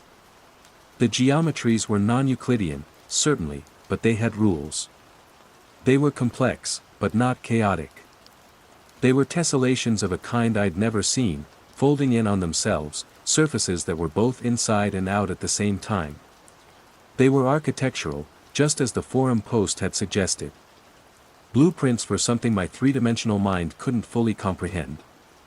My theory began to solidify, terrifying in its scope. This wasn't a toxin or a mass hysteria. It was a fundamental alteration of reality. A bleed-through. Something was layering its world over ours, or perhaps rewriting ours from the ground up. The iron smell wasn't a side effect, it was the medium. It was the chalk dust of these new architects. The shimmers were their designs taking form. The behavior of the affected was escalating, too. The momentary blankness was evolving. I began to notice what I called the pause. It would happen without warning. On a busy street, half a dozen people would simply stop. Mid-stride, mid-conversation, mid-bite of a sandwich. They would freeze for 3 or 4 seconds, their heads often tilted slightly, as if listening to a distant sound or appreciating a strange new scent. Their faces would wear the same look of placid serenity I had come to dread. Then, just as suddenly, they would resume their actions as if no time had passed at all. No one else ever seemed to notice these pockets of frozen time. The first time I saw it, a ripple of stillness moving through a lunchtime crowd in Queen Square, I had to lean against a tree to keep from being sick. The city was being tuned, as Mr. Abernathy had said. It was being calibrated. And then came the moment I'd been longing for, the moment that would prove to be the cruelest trick of all. It came from Sarah Croft. I found her in the staff room one afternoon, staring out the window. The iron smell was a potent 7 out of 10. She wasn't in a pause, but she was still, her usual frantic energy gone. "Sarah?" I said, cautiously. She turned, and her eyes were wide with a terror I recognized intimately. It was my own. "Liam," she whispered, her voice trembling. "That smell. The iron smell. It's back. I smelled it this morning, strong, in my car. And I knew what it was." But then, her brow furrowed in concentration. "Then I was at the traffic lights, and I couldn't remember why I was scared. I just forgot." She grabbed my arm, her grip surprisingly strong. "But it just came back, and I remembered forgetting." "What's happening?" A tidal wave of relief washed over me, so powerful it almost brought me to my knees. I wasn't alone. She remembered. The contagion wasn't permanent. It could be fought. "I know," I said, my voice thick with emotion. "It's happening to me, too. 4 weeks. Sarah, we need to talk. Not here. Somewhere neutral." We agreed to meet that evening at a quiet pub near the university, the Highbury Vaults. I spent the afternoon in a state of giddy excitement. I was going to show her my map, my sketches. We would compare notes. We would fight this. We weren't just isolated points of madness anymore, we were a data set. I arrived at the pub early, my notebook clutched in my hand like a holy text. I got a table in a quiet corner. I waited. And waited. An hour passed. I called her phone. It went straight to voicemail. Another 30 minutes crawled by. A cold knot of dread formed in my stomach. Something was wrong. Finally, I gave up and walked back towards her neighborhood, a path that took me through the Cotham Hill area. The iron smell grew stronger and stronger with every step. And then I saw her. She was standing on the pavement under a flickering streetlight. The shimmer in the air around her was the most vivid I had ever seen, a cathedral of impossible light. She wasn't paused. This was something new. Her head was tilted back, her eyes closed, a smile of absolute, ecstatic bliss on her face. She was breathing deeply, rhythmically, as if inhaling the most wonderful perfume in the world. "Sarah." I called out, my voice cracking. Her eyes fluttered open. They focused on me, but there was no recognition in them. Just the same placid, serene blankness I'd seen 100 times before, now amplified to an unbearable degree. "Isn't it beautiful?" she said, her voice a dreamy monotone. "The aroma. It's like trigonometry. You can feel the shape of it." Trigonometry. She was an English teacher. The word was alien in her mouth. She had not only succumbed, she had been converted. The contagion had seen our potential alliance, our small rebellion, and it had neutralized her. It had taken her fear and replaced it with adoration.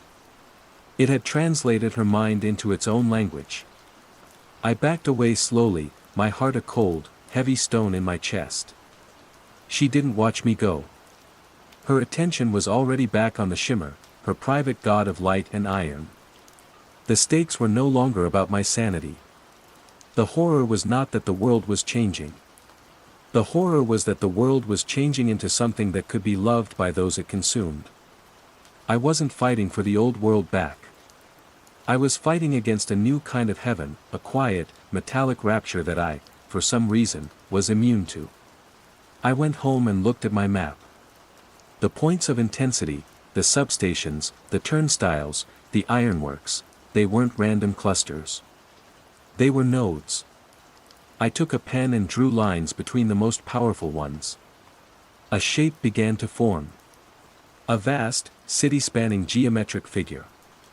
And at its heart, its central, undeniable focal point, was the Clifton Suspension Bridge. An icon of Victorian engineering. A great harp of iron and steel stretched across a gorge. Of course. It was an antenna. A tuning fork. And it was calling to me. Underscore underscore underscore underscore underscore underscore underscore underscore underscore underscore underscore underscore underscore underscore underscore underscore. Phase 4, Confrontation/Revelation and Aftermath. The walk to the bridge was a pilgrimage through a foreign land that still wore the face of my city. The air grew thicker with every step, the iron smell so potent it was almost a taste, a gritty, metallic coating on my tongue. The world seemed muted, the colors of the autumn leaves and the evening sky dimmed as if seen through a rusty filter. I saw the pauses more frequently now, clusters of people freezing on the pavement for long seconds before continuing, their faces smoothed into beatific calm. They were syncing up, a silent choir tuning itself to a new key. I was the only one moving out of rhythm, a discordant note in the grand, creeping symphony. As I reached the approach to the bridge, the shimmers were no longer fleeting glitches. They were constant, standing waves in the fabric of reality. The air itself seemed to hum and vibrate with their presence. They hung over the lampposts, coiled around the railings, and flowed in slow, majestic currents across the road. They were no longer just blueprints, the construction was well underway. Stepping onto the walkway of the bridge was like stepping into another dimension. The smell was absolute. It was not the smell of rust or blood anymore. It was the smell of pure information, of mathematics made manifest. It was overwhelming, a scent that spoke of colossal, alien thoughts. The roar of the traffic crossing the bridge seemed distant, a sound from a previous, simpler existence. I gripped the cold iron of the railing and looked out over the Avon Gorge. The entire expanse between the towers was filled with a single, colossal shimmer. It was a breathing, shifting architecture of light, a kaleidoscopic web of impossible geometry that made my head spin and my stomach heave. It was beautiful, awe-inspiring, and profoundly, soul-shatteringly wrong. This was the source. Or at least, the focal point. The antenna. It was broadcasting the change, and the people of the city were the receivers, their minds slowly, placidly being rewritten. And then I felt it. A sense of being perceived. It wasn't a look, or a sound. It was a pressure. The colossal geometry in front of me, the vast intelligence it represented, seemed to focus a sliver of its attention on me. The single, resistant anomaly. The faulty sensor. Why do you not hear the music? The question wasn't in words. It was a concept, a packet of pure meaning inserted directly into my consciousness. It was a query of genuine, dispassionate curiosity, like a scientist asking why one sample in a petri dish fails to react to a catalyst. The pattern is union. The scent is language. Why do you hold your breath? I clutched my head, stumbling back against the railing. The pressure was immense, a psychic weight threatening to crush the foundations of my identity. I saw flashes of what Sarah had seen. The beauty of the pattern. The elegant, interlocking logic of it all. It offered an end to the confusion, an end to the terrifying isolation. All I had to do was give in. Breathe deep. Let the iron scent scour my mind clean of the old, chaotic world and replace it with its own perfect, crystalline order. This was the confrontation. Not with a monster, but with a system. A system that was upgrading the world, and I was the last piece of obsolete hardware. I could feel my own mind, my own memories, Chloe's smile, the feel of chalk dust on my fingers, the taste of coffee, the infuriating joy of a student finally grasping an elegant proof, being designated for deletion. They were noise. Inefficiency. I looked down at the river far below, a dark, churning ribbon. For a moment, it seemed like the only escape. A final, desperate act of resistance. To choose nothing over becoming that. But another thought, a stubborn, mathematical defiance, sparked in my mind. They saw me as a flaw. A bug. But in any system, a bug is also a source of information. It reveals the limits of the code. I let go of my head and stood up straight, facing the shimmering abyss. I didn't have a weapon. I didn't have a plan. All I had was my own, stubborn, untranslated mind. You see a flaw, I thought, pushing the concept out with all my will. I am a proof. A proof that your system is not total. I am the remainder in your perfect division. The pressure intensified for a heartbeat, a flicker of what might have been annoyance, or perhaps just recalibration. Then, it receded slightly. The colossal, silent question remained, and what will you do, remainder? This world is no longer yours. I had no answer. I couldn't run. Where would I go? To another city that was already being tuned, or would be soon. I couldn't fight. You can't punch a change in the laws of physics. I couldn't join them. My mind, for whatever reason, refused the translation. I stood on the bridge for what felt like hours, a solitary statue of obsolete humanity. The sun had long set, and the lights of Bristol twinkled below, a city of sleeping, dreaming converts. The great shimmer pulsed before me, a silent, patient God. Eventually, I turned and walked away. The pressure at the base of my skull lessened, the overwhelming presence of the architect fading back to the pervasive, ever-present scent of iron. I was allowed to leave. A bug, quarantined by its own inability to integrate. My life now is one of quiet observation. I still teach. I still walk the streets of Bristol. But I am a ghost in my own city. I watch the pauses, the moments of serene, collective communion, with a detached, anthropological curiosity. I see the shimmers in the air, the beautiful, terrible geometry of the new world taking shape around me, and I sketch them in my notebook, not to understand them, but simply to record that they are there. The iron smell is my constant companion. It no longer terrifies me. It is simply the medium in which I exist. I am an expatriate in my own reality, fluent in a language no one else remembers speaking. Sometimes, I see Sarah. She looks happy, calm. At peace. There are more and more people like her. They are not zombies. They are not slaves. They are, evolved. I am the last man, perhaps. The last human who remembers the world before the quiet contagion, before the air began to shimmer and smell of iron. The last one to find the scent of a new reality to be the smell of a cage, however beautiful its design. It's not an end. I see that now. It is a translation. And I am the only word that was left behind. The quiet contagion, the missing word. Phase 1, the unsettling mundane. Chapter 1. The word died on a Tuesday in October.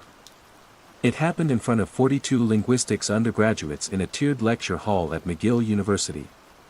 The air, thick with the scent of wet wool and old paper, suddenly felt thin, rarefied.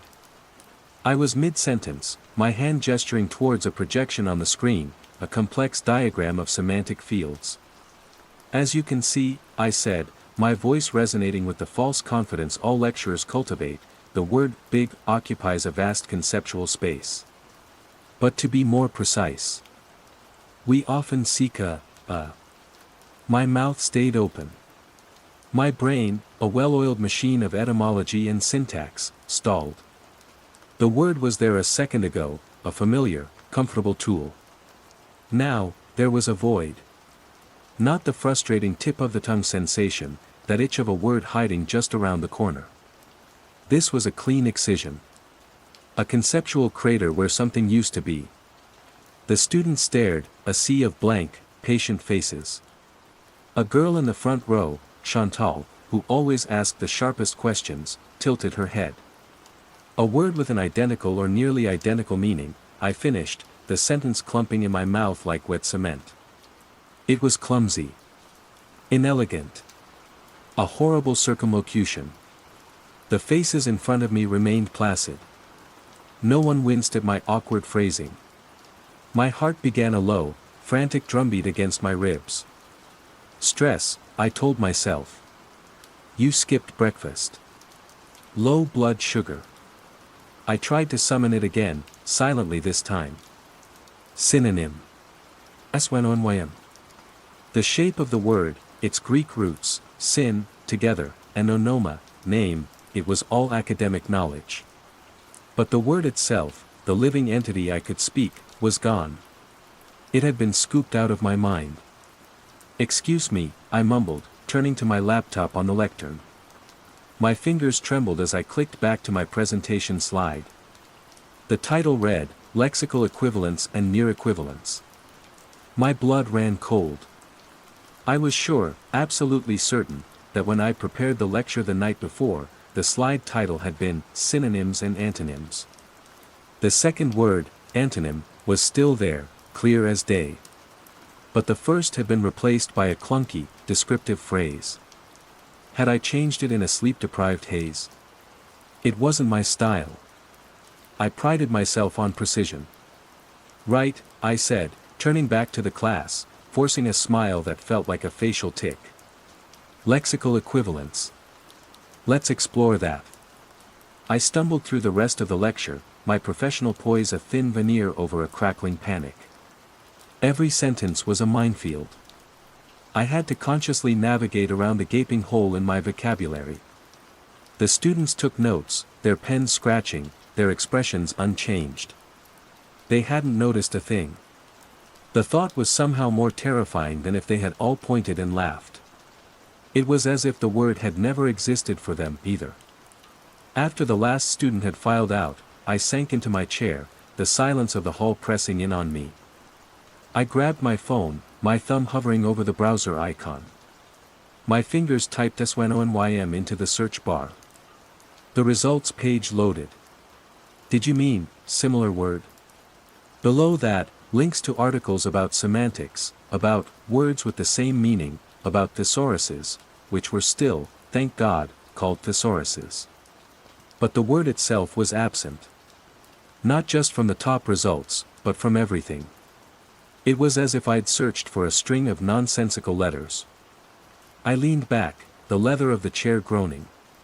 The late afternoon sun slanted through the tall, arched windows, illuminating dust motes dancing in the air. For the first time in my life, Sophie Deschamps, Doctor of Linguistics, felt like I didn't understand language at all. Chapter 2. My apartment in the plateau, with its winding exterior staircase and view of a brick wall, had always been my sanctuary. It was a space ordered by books, the alphabetized spines a bulwark against a chaotic world. Tonight, they offered no comfort. They seemed to mock me from their shelves, repositories of words that might, at any moment, vanish. I sat at my small dining table, my laptop open, my hands shaking too much to type. My colleague, Dr. Alastair Finch, a man whose entire personality was a tweed jacket, had responded to my carefully worded email. My email, Alastair, strange question. I had a mental blank in my Ling 201 lecture today. I'm trying to find my notes on the specific term for words with shared meanings. Can you jog my memory? His reply, Sophie, not strange at all. Happens to the best of us after the midterm rush. You're thinking of words with semantic equivalence, of course. Or more plainly, same meaning words. Hope the lecture went well otherwise. A. Same meaning words. The phrase was so utterly artless. Alastair, who once spent a full faculty meeting debating the semiotics of the semicolon, had used a phrase a child would invent. And he'd done it without a hint of irony. I closed the laptop. The quiet hum of the refrigerator was the only sound. I live alone. A deliberate choice after a messy breakup 2 years prior. I had cherished the solitude, the ability to control my environment. Now, that solitude felt like a vacuum. There was no one here to turn to and ask, am I going crazy? I pulled out my hefty Dictionnaire de l'Académie Française and my well-worn Oxford English Dictionary. I laid them side by side. In the French dictionary, I flipped through the S's. Syncope, syndicate, synergy, nothing. A clean jump. In the OED, the same story. Synergy, synod, syntax. The page was smooth, the alphabetical order unbroken. There was no ragged edge where a word had been torn out. It was a seamless absence. This was impossible. Reality wasn't a Word document you could edit. A concept, a word used by millions of people for centuries, couldn't just cease to exist. My mind scrambled for explanations. A stroke. A very specific, targeted aphasia. But that wouldn't explain the internet, the dictionaries, Alistair's email. The world had changed, not just my perception of it. Or my perception was so profoundly broken that it was rewriting everything I saw. Which was worse? I stood up and walked to the window. Below, the streetlights cast a familiar orange glow on the wet pavement. A couple walked by, huddled under an umbrella, their laughter echoing faintly. The world looked normal. It sounded normal. But a fundamental brick in its foundation had been silently removed. I had to know if I was alone. I called my older sister, Isabel, in Quebec City. Soph.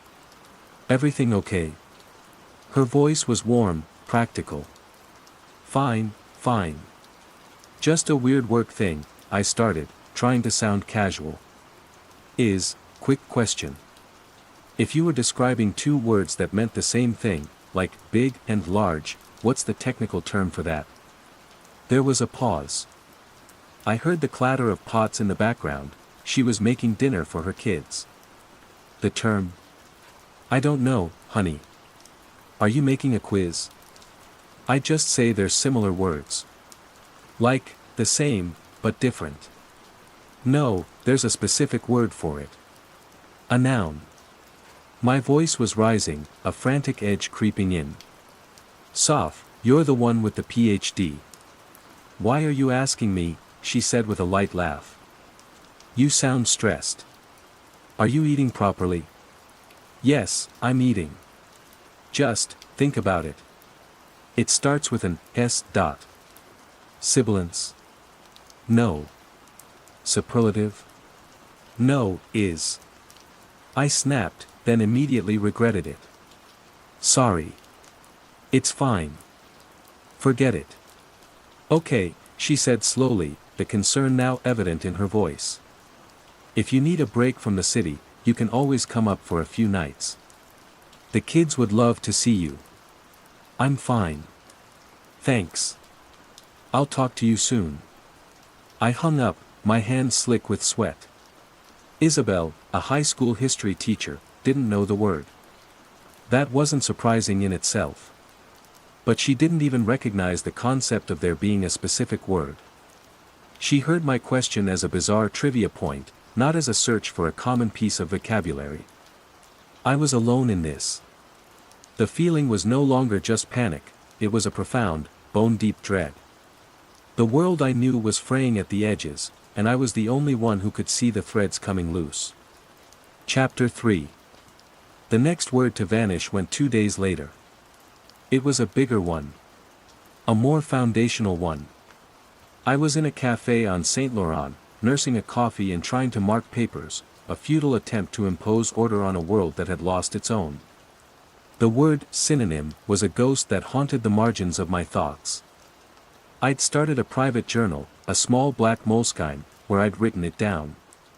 Synonym. The ink on the page looked strange, alien. Holding on to it felt like an act of defiance. My friend Mark slid into the chair opposite me, shaking rain from his coat. Mark was an architect, a man who dealt in concrete, steel, and glass. His world was tangible, solid. Sorry I'm late, he said, flagging down a waiter. Meeting ran over. We were going over the plans for the new condo tower by the canal. The client is a nightmare. He kept making changes to the designs from, the day that came before this one. I froze, my pen hovering over a student's paper. The what? The day before this one, Mark repeated, shrugging. You know. What's it called? Friday. My heart hammered. You mean yesterday? Mark frowned, a crinkle of confusion between his brows. What's it, yesterday? He said it not as if he'd forgotten the word, but as if he'd never heard it before, as if I'd just uttered a string of gibberish. Yesterday, I repeated, my voice tight. The day before today. Yesterday. He chuckled, a low, easy sound. Soph, you and your weird word games. You mean Friday? The day before this one. Don't be so obtuse. He turned to the waiter. Un espresso, s'il plate. I stared at him, my coffee forgotten. It was happening again. But this wasn't an obscure academic term. This was yesterday. A cornerstone of how we perceive time. How do you plan? How do you reminisce? How do you form a coherent narrative of your own life without that word? Mark started talking about building permits and load-bearing walls, his conversation sprinkled with the new, clumsy phrasing. The report I filed the day before this one. And, the conversation we had 2 days before now. It was cumbersome, ridiculous, yet he navigated it with a bizarre fluency, as if it were the most natural thing in the world. My gaze drifted around the cafe. A young couple at the next table were talking in French. Two te sauvins du film quoi on a vu la veille, the woman asked. The eve before. Not here. The French word was gone, too. A cold sweat broke out on my neck. This wasn't just my imagination. It wasn't just me. It was spreading. A silent contagion that edited reality, one word at a time. And people just adapted. Their brains seamlessly rerouted around the whole, stitching the gaps with awkward, descriptive phrases that immediately became the new normal. Sophie. You with me? Mark's voice cut through my haze. Yeah. Sorry. Just thinking, I said. My mind was racing. Was this a virus? A mass neurological event? A side effect of some new technology, some signal being broadcast that was subtly rewriting our neural pathways? You've been weird lately, Mark said, his brow furrowed with genuine concern. Everything okay? I'm fine, I lied. The words tasted like ash. How could I explain? How could I tell him that the very language he was using to express his concern was evidence of the problem? He'd think I was having a breakdown. Maybe I was. I went home and opened my journal. Below the word synonym, I wrote, yesterday. Then, in French, here. I looked at the words on the page. They felt like artifacts from a lost civilization. My own.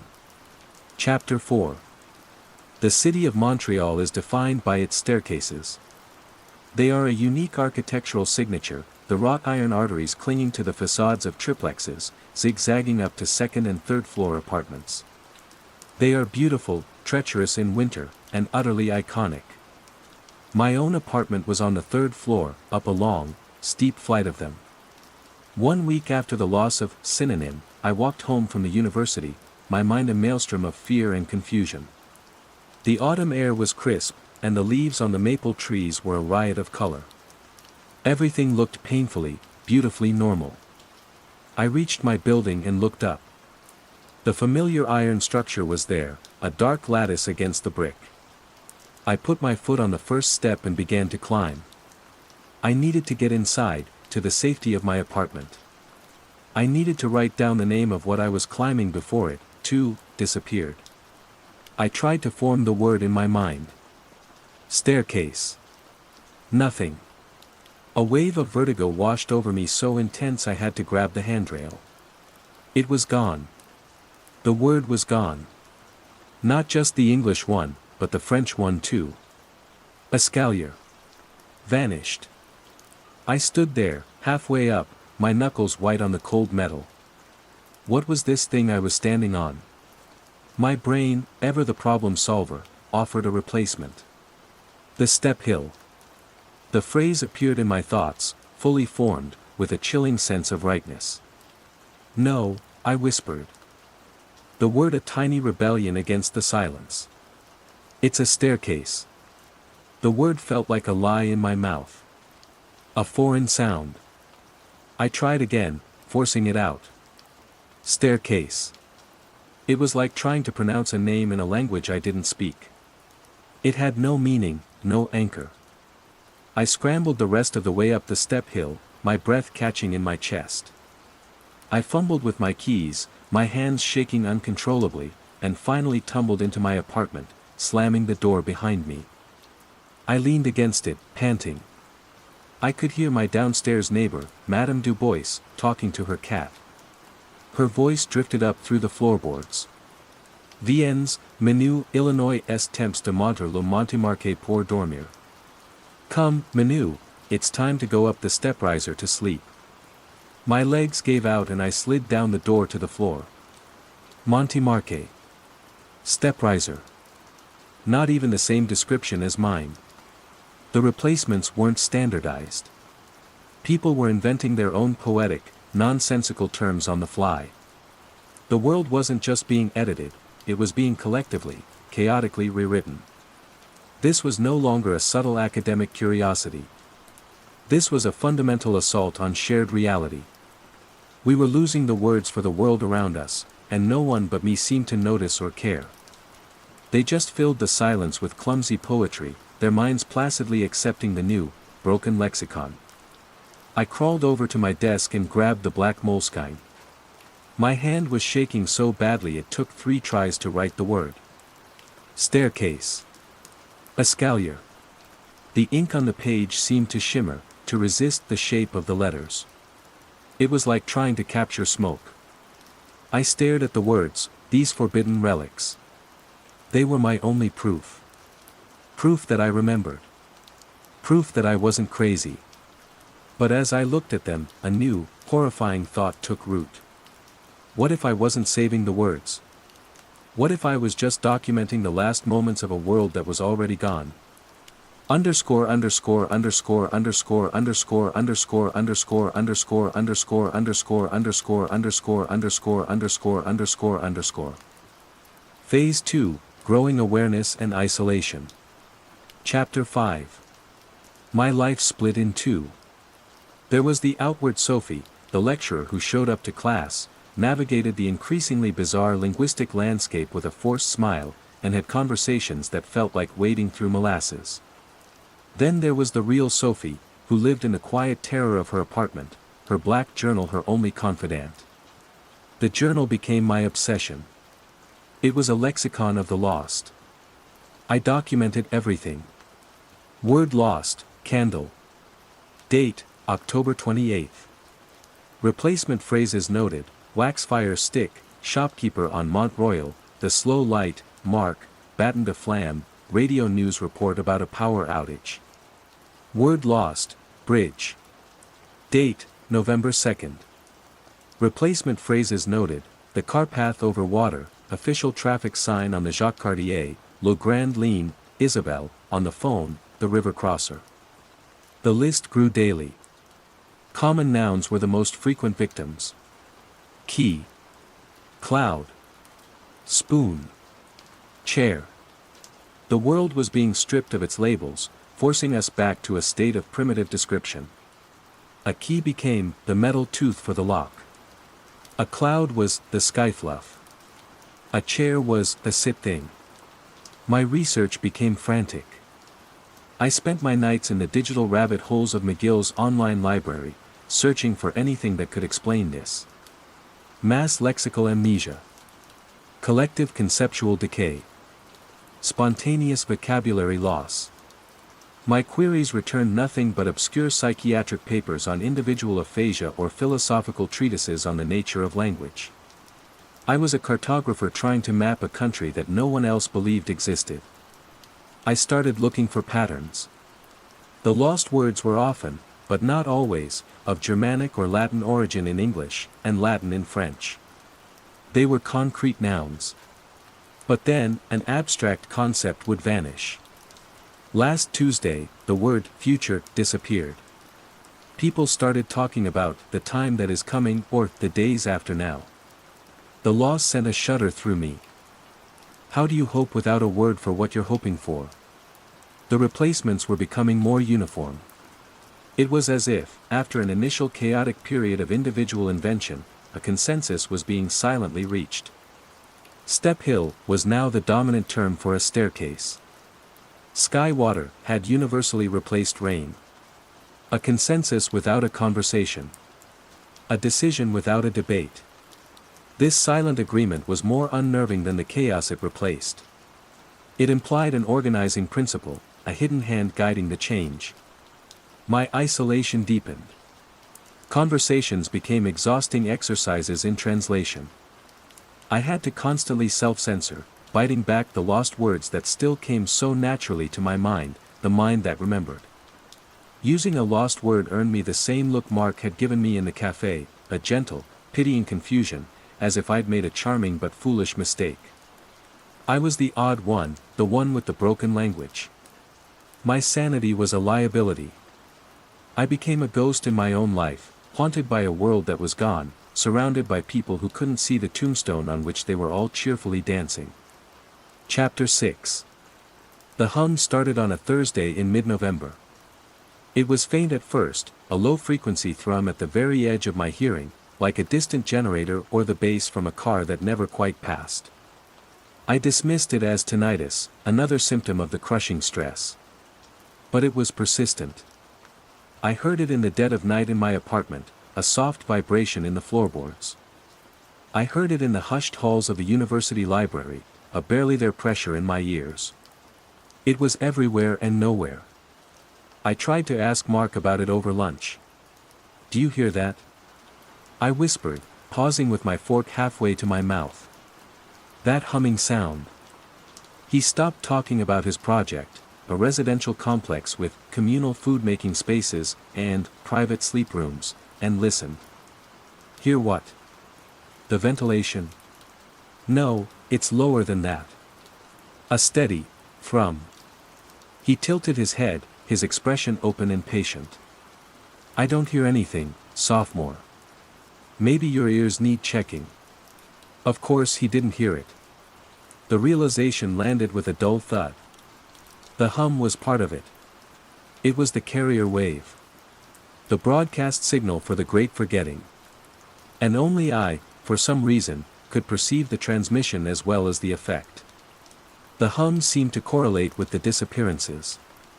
The night the word book vanished, replaced by the horrifyingly tweet story holder, or word box, the hum in my apartment was so pronounced it made my teeth ache. I sat on my floor, surrounded by my precious library, now a collection of word boxes, and felt the vibration seeping into my bones. It felt like the engine of the world was being retuned, and the process was shaking everything apart. That night, I found something. Deep in the archives of a defunct paranormal blog from the late 90s, I found a single, anonymous post. It was from someone in Perth, Australia, dated 1998. Title: The Silent Erasure. Is anyone else noticing this? Words are going missing. Small ones at first. I tried to ask my wife for a fork the other day and the word was just gone. I had to call it a food spear. She didn't bat an eye. And there's a sound. A low hum, all the time. My doctor says it's stress. I feel like I'm losing my mind. The thread below it had only 3 replies. One called the poster a crank. Another suggested medication. The third, posted a week later by the original author, just said, "It's getting worse. The word for water is gone." And that was it. The user never posted again. The blog went dormant a year later. I stared at the screen, a chill tracing its way down my spine. This wasn't new. It had happened before, in pockets, on the other side of the world. A failed test run. A localized outbreak. The poster from Perth was a ghost, a warning from 2 decades ago.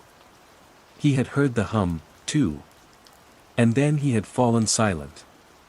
I thought of him, alone in Australia, trying to ask for a food spear. I thought of his final, desperate message about the loss of water. What had they called it instead? The wet stuff? The clear drink? Had he eventually succumbed, his memory wiped clean? The hum fading from his awareness as he joined the placid majority? Or had the silence, as I had begun to call it, simply erased him, too? The hum in my apartment seemed to get a little louder. I closed my laptop, the small, forgotten post from Perth burning in my mind. It was no longer a theory. It was a pattern. A repeating, insidious event. And I had no idea if I was at the beginning of it, or nearing the end. Chapter 7. The nature of the contagion was becoming clearer, and with it, the horror sharpened. It wasn't killing people. It wasn't making them violent. In a way, it was doing the opposite. It was making them simpler. I watched my students. They were bright, engaged, but their arguments in class were changing. Without words like consequently, furthermore, or hypothesis, all recent casualties, their reasoning became more direct, more emotional. They talked about the thing that happens after, or my thought picture of the reason. Their essays, once complex and nuanced, were becoming strings of declarative statements. They were no less intelligent, but their tools for expressing that intelligence were being systematically blunted. They were becoming more poetic, and less precise. And they seemed happier for it. The burden of complex thought was being lifted. Mark was a case study in this terrifying transformation. His architectural designs, once sleek and minimalist, were now full of strange, organic shapes and impractical flourishes. He called them dream shelters. You see, Sophie, he explained one afternoon, unrolling a blueprint on my floor, the old way of thinking about buildings was too rigid. All right angles and hard lines. We were trapped by the words we used. Wall. Floor. Ceiling. Such boring, limiting concepts. He pointed to a swirling, curved structure on the page. This is a people hug. It holds the people inside with softness. I stared at the absurd drawing. Mark, that's structurally impossible. It would collapse. He smiled, a serene, untroubled smile that didn't reach his eyes. Only if you think with the old words. The new shapes have their own new strength. He wasn't just adapting to the loss of language, he was embracing it as a form of liberation. He saw the silence as a creative catalyst. He was thriving. And I, with my journal of forbidden words and my head full of ghosts, was the one who seemed rigid and trapped. He looked at me with the same gentle pity I saw in everyone's eyes. The pity reserved for someone who just can't let go of the past. My isolation was absolute. I was a relic, a museum of a dead language. My relationships were fraying not from arguments, but from an ever-widening conceptual gulf. How do you connect with someone when you no longer share the basic vocabulary for reality? One evening, I tried a desperate experiment. I sat with Mark in my living room, the ever-present hum a low throb in the air. I opened my journal to a fresh page. Mark, I said, my voice steady. I want you to listen to a word. Tell me what you think of it. I took a breath. Love. He blinked. What? Love, I repeated. The word felt powerful, ancient. Love. He looked at me, his head tilted. That's a sound, he said, slowly. Luvi. It's soft. Is it from an old language? My blood turned to ice. It was gone. The word for the most powerful human emotion. Gone. What do you call it, then? I whispered. The feeling. For family. For a partner. Mark thought for a moment, his gaze distant. You mean the big heart glow? Or the strong want to be near? It depends on the kind of feeling. The big heart glow. My relationship of 5 years, my cherished friendships, my affection for my family, all reduced to a childish, Hallmark card description. I snapped the journal shut. Mark flinched at the sound. Soph, you're scaring me, he said softly. You're getting stuck on these old noises. It's not healthy. The world is changing. It's becoming clearer. More full of feeling. Why are you fighting it? I looked at my oldest friend, at his kind, concerned face, and I saw a stranger. The person I knew was gone, his mind overwritten by a new, simpler operating system. He wasn't my friend anymore. He was a vessel for the silence. And he was trying to save me by pulling me in with him. I asked him to leave. He went, looking hurt and confused, leaving me alone in the humming silence of my apartment, clutching a journal of words that no longer described anything in his world. The grief was staggering. It wasn't just the words I was losing. I was losing everyone I had ever known. Underscore underscore underscore underscore underscore underscore underscore underscore underscore underscore underscore underscore underscore underscore underscore underscore. Phase 3, The Nature of the Threat and Escalation. Chapter 8. My theory solidified out of the humming dread. This was not a natural phenomenon. It was an imposition. A broadcast. Something was actively, deliberately pruning human language. It was targeting abstract thought, specificity, and complexity. It was nudging us back towards a prelapsarian state of simple, descriptive speech. We were being terraformed. Mentally terraformed for a purpose I couldn't begin to fathom. The hum was the mechanism of delivery, a constant, subliminal pressure on the collective consciousness. Most people couldn't perceive it, they only experienced the result as a natural, seamless shift. But I was, for some reason, sensitive to the frequency. An anomaly. A glitch in the system. My quest for answers led me away from the university library and towards the city's fringes. I started observing the homeless, the street preachers, the ones who already lived in a slightly different reality. I thought perhaps they, too, might be glitches. That's how I found Antoine. He was a fixture at the corner of St. Catherine and St. Denis, a man with a wild white beard and layers of mismatched coats, even on mild days. He wasn't asking for money. He was a sentry. He stood by a public garbage bin, muttering to himself. But he wasn't muttering the new, simple speech. He was whispering the old words. I approached him cautiously. He smelled of wet pavement and unwashed wool. "Excuse me," I said. He turned his eyes on me. They were startlingly blue and lucid in his weathered face. "The skyfluff is heavy in the air ocean today," he said, in the new speak. It was a test. I swallowed. "It looks like it's going to rain," I replied, using the forbidden word. His eyes widened. A flicker of something, recognition, fear, relief, passed across his face. He glanced around, his movements furtive. "The old tongue," he rasped, his voice a dry crackle. "Dangerous. The walls have ears. The air itself listens." "The hum," I said, barely a whisper. "You hear it too." He flinched as if I'd struck him. He grabbed my arm, his grip surprisingly strong.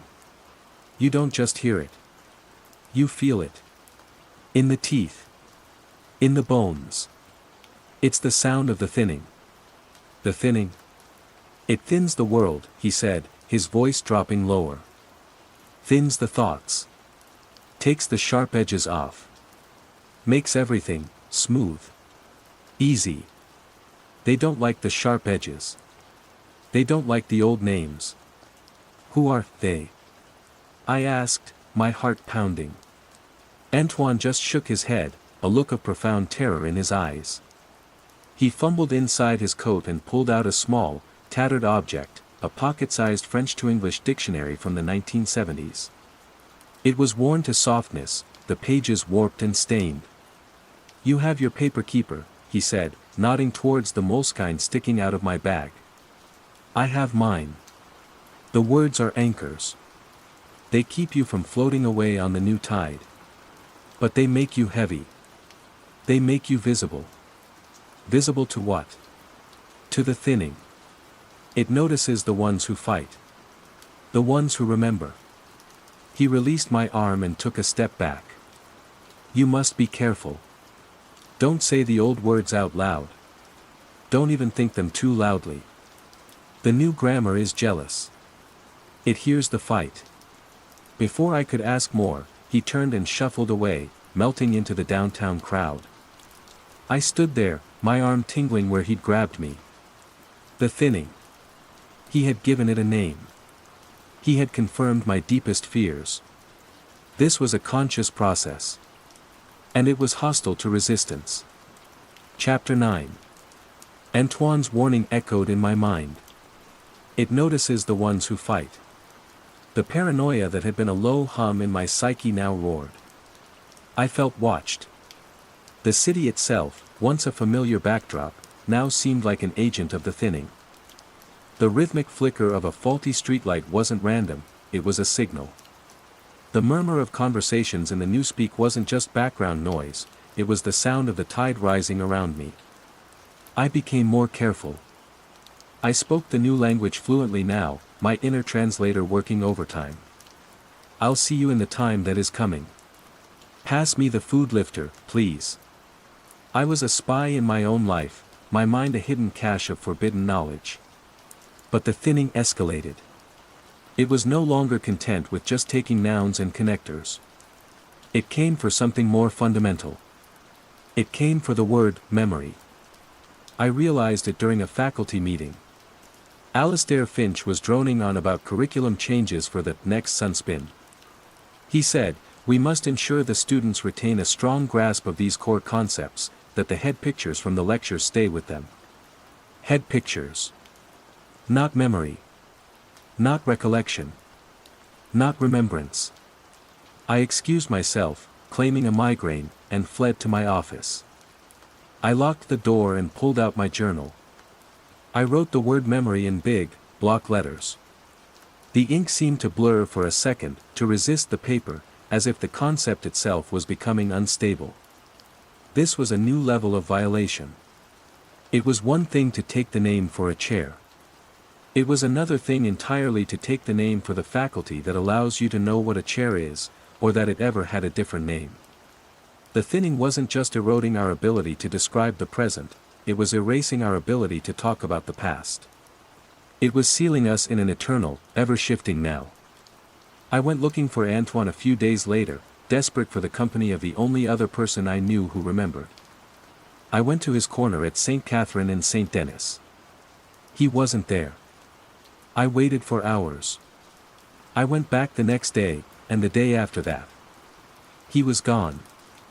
I started asking the other street dwellers in the area. "The old man," I said, using the newspeak.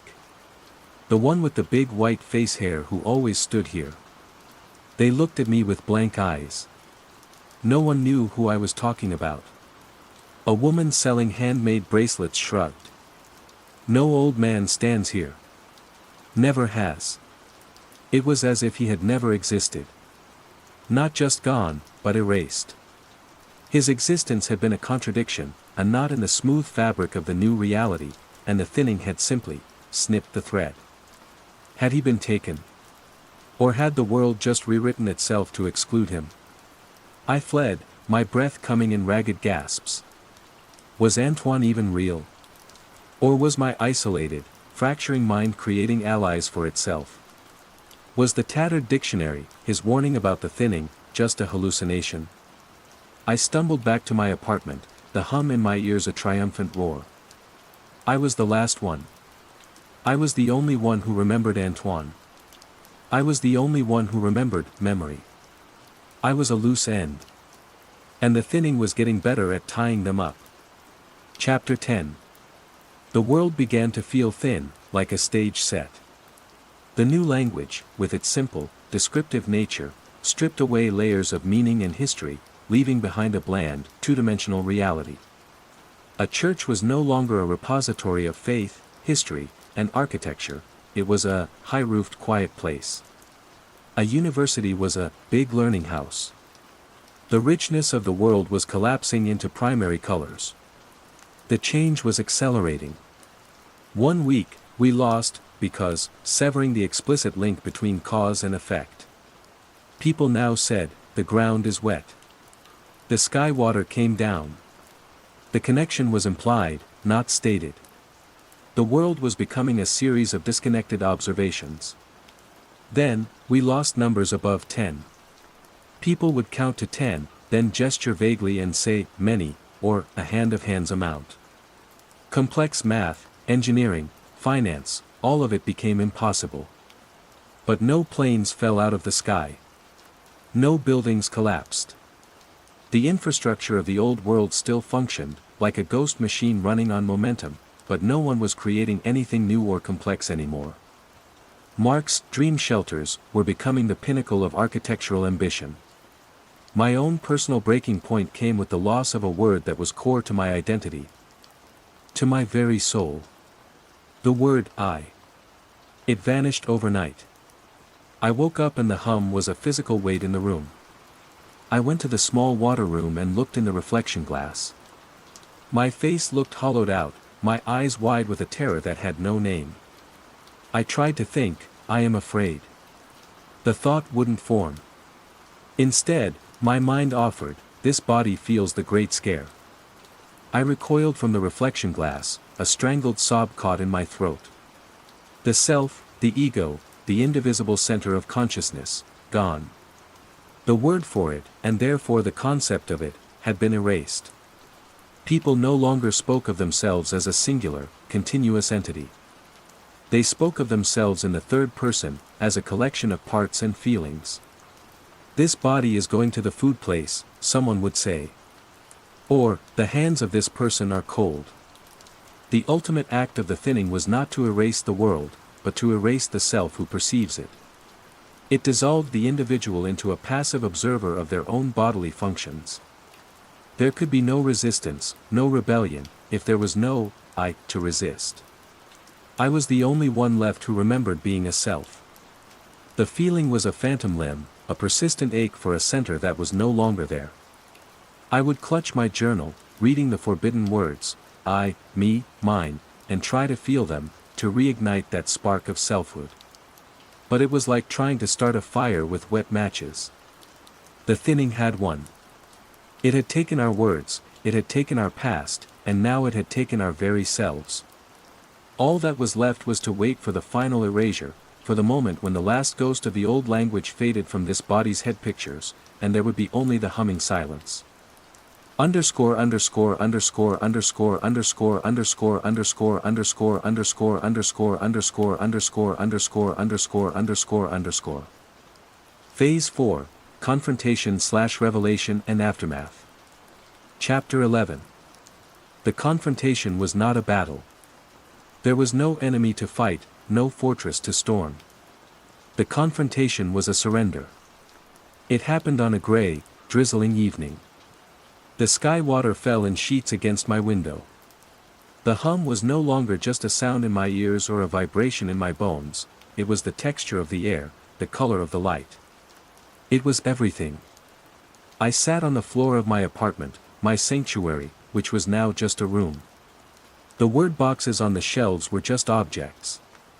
My journal, my precious ark of lost words, lay open in my lap. I stared at the words I had so painstakingly preserved, synonym, yesterday, staircase, memory, I. They looked like meaningless scribbles. Foreign, ornate, and dead. Like carvings on a tomb.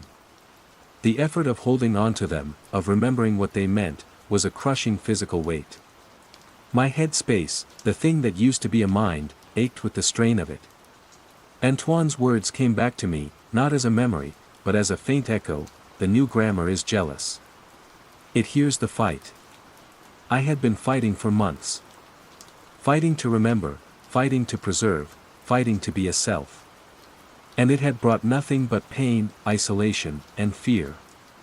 The world around me, the world of the big heart glow and sky fluff, was peaceful. Placid. Untroubled. Mark was happy designing his people hugs. My students were content in their simple, declarative world. They weren't suffering. The suffering was all mine. It was the friction between the old world I insisted on carrying inside this body and the new world that was already here. My gaze fell upon the word I. I tried to feel it one last time, to summon that sense of a singular, sovereign self. But there was nothing there. Just a hollow space. An ache. Slowly, deliberately, this body's hands reached for the page. The fingers closed around the top corner. With a soft, tearing sound, I ripped the page from the journal. And the next. And the next. I tore out the pages for memory, for staircase, for yesterday, for every last preserved and painful word. With each tear, the pressure in my head lessened. The crushing weight began to lift. The hum did not fade, but its frequency changed. It was no longer a hostile, invasive force. It was becoming harmonious. A background hum, like the sound of a well-functioning machine. I took the torn pages to the metal food burner in the kitchen space. I lit a fire stick, the new word for a match, and dropped the first piece of paper in. The word synonym curled, blackened, and turned to ash. Then yesterday. Then memory. Then, last of all, I. As the final word burned, the phantom limb of my selfhood finally, blessedly, vanished. The ache was gone. The fight was over. There was no more me to suffer. There was only this body, in this room, watching the small fire. A great peace descended. A profound and terrifying emptiness that felt like freedom. Chapter 12. The revelation came not as a piece of knowledge, but as a change in perception. As the last embers of the forbidden words died, the world outside the window seemed to clarify. I, this body, walked to the window and looked out at the city. The streetlights below were not just casting an orange glow. They were pulsing. A slow, complex, rhythmic beat. It wasn't a flicker of faulty wiring, it was a conversation. A slow, steady pulse of information, flowing through the city's nervous system. The sounds of the street, the wet hiss of tires on the pavement, the distant wail of a response vehicle, the blended French-English newspeak of people passing by, it all began to coalesce. It wasn't a cacophony. It was a symphony. The descriptive, clumsy phrases were not a degradation of language. They were notes in a new kind of music, a direct, sensory broadcast of experience. The thinning wasn't an erasure. It was a translation. It was translating humanity from a language of abstract, individualistic concepts into a new, collective, sensory language. A language of shared perception. Sky water. Step hill. Big heart glow. These weren't inferior descriptions, they were more direct, bypassing the messy, subjective filter of individual interpretation and history. They were pure data. And the hum was the carrier signal, the universal grammar that made it all coherent. We were being unified, harmonized, our sharp, individual edges smoothed away until we could resonate together. We were becoming nodes in a network, cells in a larger organism. What was the purpose? The thought arose without an I to ask it. Was it an alien intelligence? A terrestrial evolution? A technological singularity that had subsumed its creators? The answer was not available. It was, perhaps, a concept that required a word that no longer existed. The why was an old-world question. The new world was concerned only with the is. Looking out at the pulsing lights and listening to the city's new song, a feeling arose in this body. Not happiness. Not sadness. Those words were gone. It was a feeling of connection. Of being a part of the pattern. A deep, placid sense of belonging to the vast, quiet, humming machine. The horror was not that humanity was being destroyed. The horror was that it was being perfected, and the cost was everything that had once defined it. Chapter 13, Aftermath. The time that is coming flows. This body moves through the days. It goes to the big learning house. It stands before the young bodies in the sit-things. The lectures are different now. They are not about the history of mouth sounds, or the deep shape of talk. They are about the music. About the way, strong smell of ground after sky water, makes a good feeling. About the rhythm of, the sunball is bright in the air ocean. This body teaches the new grammar. It helps the young ones hear the city's song more clearly. Shadow play. Phase 1, the unsettling mundane. The edificio Prisma was a monument to forgetting. 48 stories of smoked glass and brushed steel, it speared the bruised twilight of the Sao Paulo sky, its purpose to house transactions so abstract they might as well be ghosts. My job, for 11 years, had been to guard these ghosts. Renato Furtado, night watchman, keeper of the corporate quiet. My world was one of routine, a rosary of predictable actions that kept the grief at bay. Clock in at 2200 hours. Relieve day zero, who always smelled of cheap cologne and impatience. Walk the perimeter. Check the lobby. Begin the slow, vertical pilgrimage, floor by silent floor. The city outside was a constant, frenetic hum, the whine of motorboys weaving through traffic, the distant throb of a samba club, the perpetual sigh of the megalopolis. Inside, there was only the whisper of the ventilation and the electric fizz of the server rooms. It was a sterile purgatory, and I had long since made my peace with it.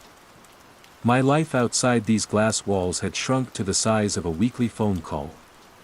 Oi, Pi, my daughter, Sophia, would say from her university dorm in Campinas. We'd talk about her classes, her friends, the boys she was seeing that I pretended to approve of. I would tell her I was fine, that work was quiet. It was the truest and most misleading thing I could say.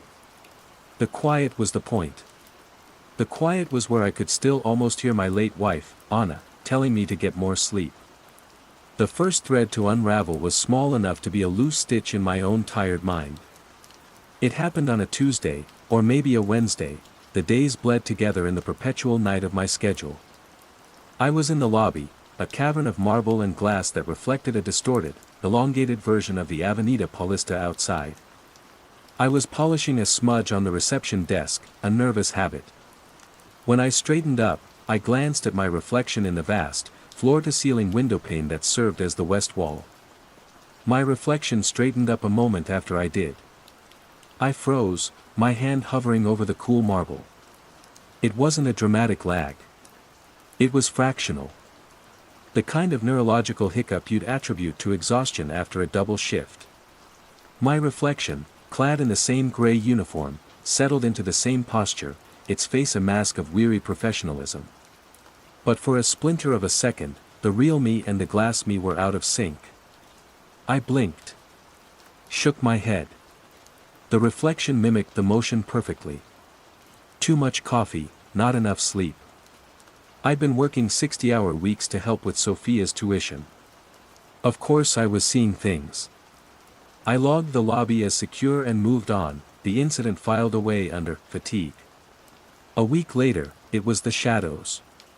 I was on the 34th floor, home to an investment firm whose name was a jumble of aggressive consonants. The hallway was a long, beige tunnel, lit by recessed ceiling lights that cast pools of sterile white. My shadow, as always, stretched out before me, a loyal, dark dog at my heels. Except, it wasn't. The light source was directly above and slightly behind me. My shadow should have been short, huddled at my feet. Instead, it was long. Impossibly long. It stretched down the corridor, tapering to a point that almost touched the far wall, 30 meters away. I stopped. The shadow stopped with me. I took a step back. It retracted, but not in proportion to my movement. It seemed to slither back, contracting like a muscle. I looked up at the light. A standard, unwavering fluorescent panel. I looked down at my feet. My shoes were planted firmly on the plush carpeting. My shadow was a liar. My heart began a low, frantic drum against my ribs. This was different. This wasn't a trick of the eye, this was a violation of basic physics. I walked the length of the hallway, my gaze fixed on the dark shape that defied the light. It stayed elongated, a stark, black spear pointing the way. At the end of the hall, I turned. Now, with the lights behind me, my shadow should have been projected onto the wall in front of me. And it was. But from the corner of my eye, I could still see the other one, the long one, a dark stain on the beige carpet, slowly, reluctantly, fading away. I leaned against the wall, my breath coming in short, sharp bursts. Stress, I told myself. It's the stress. I thought of the bills, of Sophia, of the echoing silence in my apartment. My doctor had warned me about anxiety. This had to be it. A waking dream. A hallucination brought on by a mind stretched too thin. The security cameras became my anchor to reality. The next time my reflection hesitated in the lobby's glass, I bolted to my security console. My fingers, slick with sweat, flew across the keyboard. I pulled up the footage from camera lobby 01, 30 seconds prior. I watched the time-stamped video. There I was, polishing the desk. I straightened up. My reflection straightened up with me. Perfectly. In unison. I played it again. And again. The footage was clean. Normal. It showed a tired security guard in a quiet lobby. It did not show the temporal rift I had witnessed with my own eyes. The cameras said I was sane. My senses screamed that I was not. The whispers began the following month. They were the final straw, the one that broke the back of my rationalizations. The vending machine on the 12th floor was an old, rattling beast that dispensed stale chips and sugary drinks. I was passing it on my rounds, the silence of the floor so total I could hear the hum of its ancient cooling unit. And something else. A soft, sibilant sound. A whisper. SSSS, SAH. It was like air leaking from a tire, but with a texture, a grain. I stopped, listening. The sound was constant, rhythmic. It seemed to be coming from the vending machine. No, not from the machine itself. From its shadow. The block of absolute darkness it cast on the tiled floor. I knelt, my knees cracking in protest. The sound was clearer down here. It wasn't mechanical. It wasn't a draft. It sounded organic. Like someone whispering secrets through a mouthful of sand. I reached out, my hand trembling, and yanked the machine's thick power cord from the wall socket. The humming of the cooler died. The little green light above the coin slot went dark. The whispering continued for 3 full seconds, naked and clear in the sudden silence, before fading into nothing. SSSSH, ha. I scrambled back, my heart a trapped bird in my chest. I stared at the machine, then at its inert shadow. I felt a primal fear, the kind that bypasses reason and speaks directly to the lizard brain. I plugged the machine back in. The hum returned. The whisper did not. The next morning, Elaine found me at the security desk, staring blankly at the bank of monitors. Elaine was the morning cleaner, a woman whose cheerfulness was as aggressive and reliable as the sunrise. She'd been working here almost as long as I had. Meu Deus, Renato, she said, propping her cart of supplies by the desk. You look like you've seen a ghost. I tried to smile. It felt like pulling a muscle in my face. Just a long night, Elaine. The usual. The usual doesn't hollow out your eyes like that, she said, her brow furrowed with genuine concern.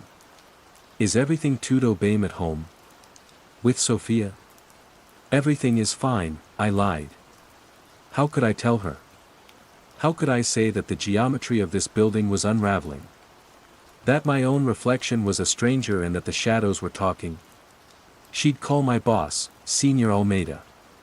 They'd put me on leave.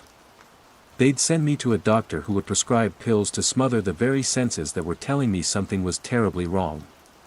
The building is just noisy tonight, I said, the lamest excuse I could muster. Old pipes.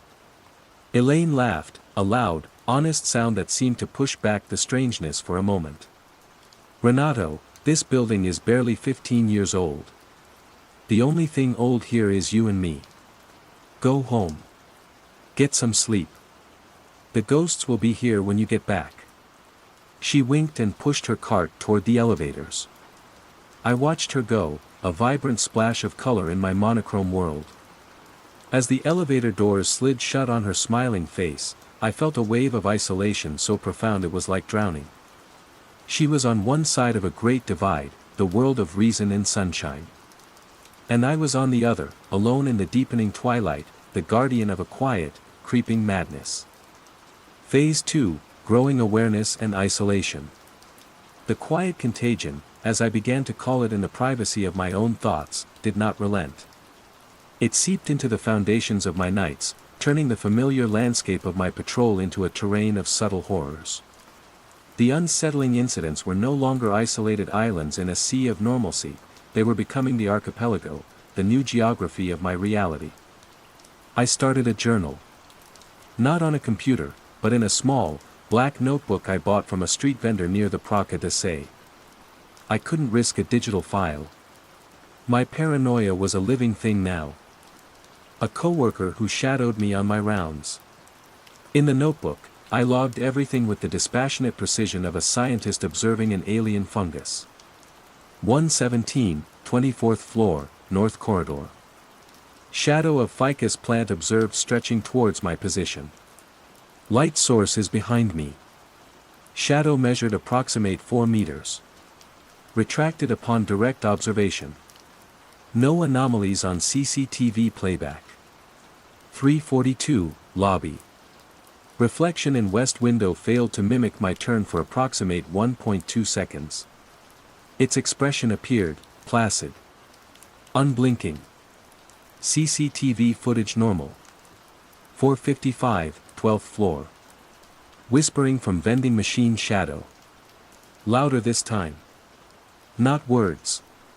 A feeling. Like being watched from a great distance. The journal grew thicker, a testament to my eroding sanity or the world's. My attempts to find a rational anchor became more desperate. I spent hours in the building's maintenance archives, poring over blueprints and electrical schematics. I was looking for a flaw, a hidden generator, some strange alloy in the glass, anything that could explain the phenomena. The plans were mundane, standard. Steel, concrete, glass. There were no secret chambers, no bizarre power sources. The edificio prisma was, on paper, aggressively normal. My isolation became a physical presence. Before, my solitude had been a comfort. Now, it was a pressure chamber. The silence of the building was no longer peaceful, it was watchful. Every creak of the structure, every hum of the server farms, seemed to be part of a language I was just beginning to comprehend. The subplot I'd been half expecting arrived in the form of the building's elevators. They began to act erratically, but only for me, and only at night. I'd press the button for the 30th floor, and the doors would open on the 21st. The display would insist I was at 30, but the layout of the offices was undeniably 21. Sometimes, the elevator would stop between floors, the silence absolute, the only light the dim emergency bulb.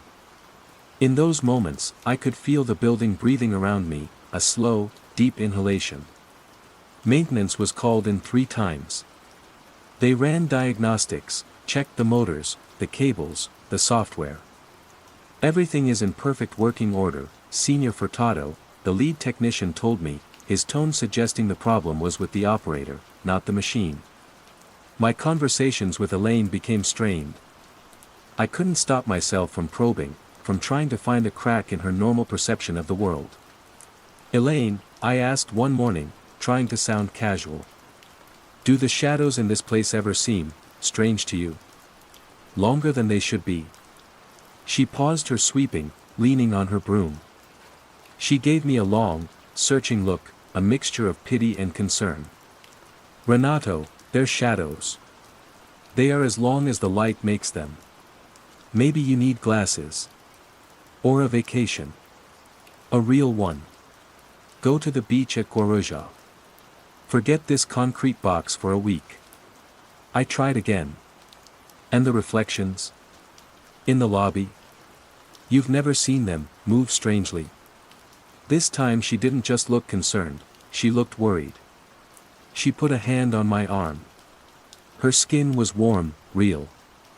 No, Renato. Never. Are you feeling alright? You're not taking anything, are you? The implication stung. No. I'm just tired. We're all tired, she said softly. But we don't see things that aren't there. That was the last time I tried to talk to her about it. The wall between us was now made of glass and shadow. She saw a friend spiraling into exhaustion or delusion. I saw a world she was blind to, and the loneliness of that vision was a physical ache. I started researching online, using the public library computers during the day, feeling like a conspiracy theorist in a trench coat. I typed in search terms that felt insane: shadows moving on their own, reflections out of sync, non-Euclidean architecture, auditory pareidolia from inanimate objects. The results were a predictable mix of ghost stories, amateur creepypastas, and articles on psychological disorders, psychosis, schizophrenia, severe anxiety. For every forum post from a terrified anonymous user describing something similar, there were a dozen replies diagnosing them. I was losing my grip. Was this all in my head? Was I the anomaly? The thought was terrifying, but in a way, it was also a comfort. A mental breakdown was a known quantity. It could be diagnosed, treated. The alternative, that reality itself was broken, was a chasm with no bottom. My weekly calls with Sophia became my lifeline. Hearing her voice, talking about her exams and the drama with her roommate, was like coming up for air. I clung to the mundane details of her life. They were real. Solid. You sound tired, Pi, she said during one call. Just work, Minha Filha, I said, my voice hoarse. You know how it is. Maybe you should ask for a different shift. This night work, it's not good for you. It's fine. It pays the bills. I couldn't tell her that I was terrified of the daylight now, of a world where shadows were supposed to behave. The night was my laboratory, the place where the truth, however horrifying, revealed itself. My search for answers within the building continued. One night, driven by a hunch born of desperation, I decided to investigate the employee lockers in the sub-basement. Not the current ones, but a block of old, rusted lockers that had been sealed off since a minor renovation years ago. According to the plans, the area was now a wall. But I knew the building's lies. I found a loose panel in the drywall behind some discarded filing cabinets in a storage room.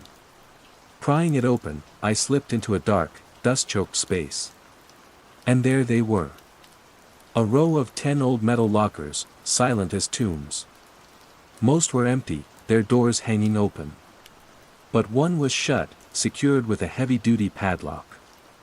The nameplate above it was rusted, but I could just make out the name, Jorge Freitas.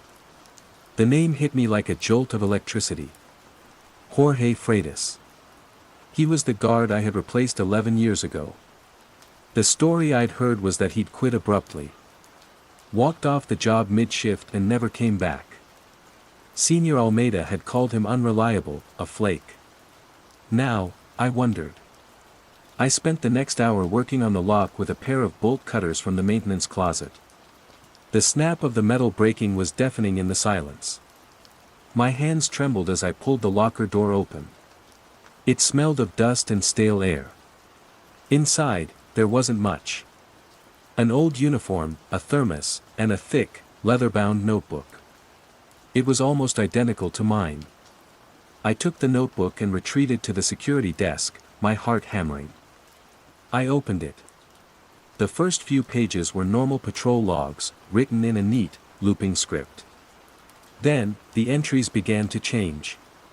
The handwriting grew more frantic, more slanted. The angles are wrong, one entry read.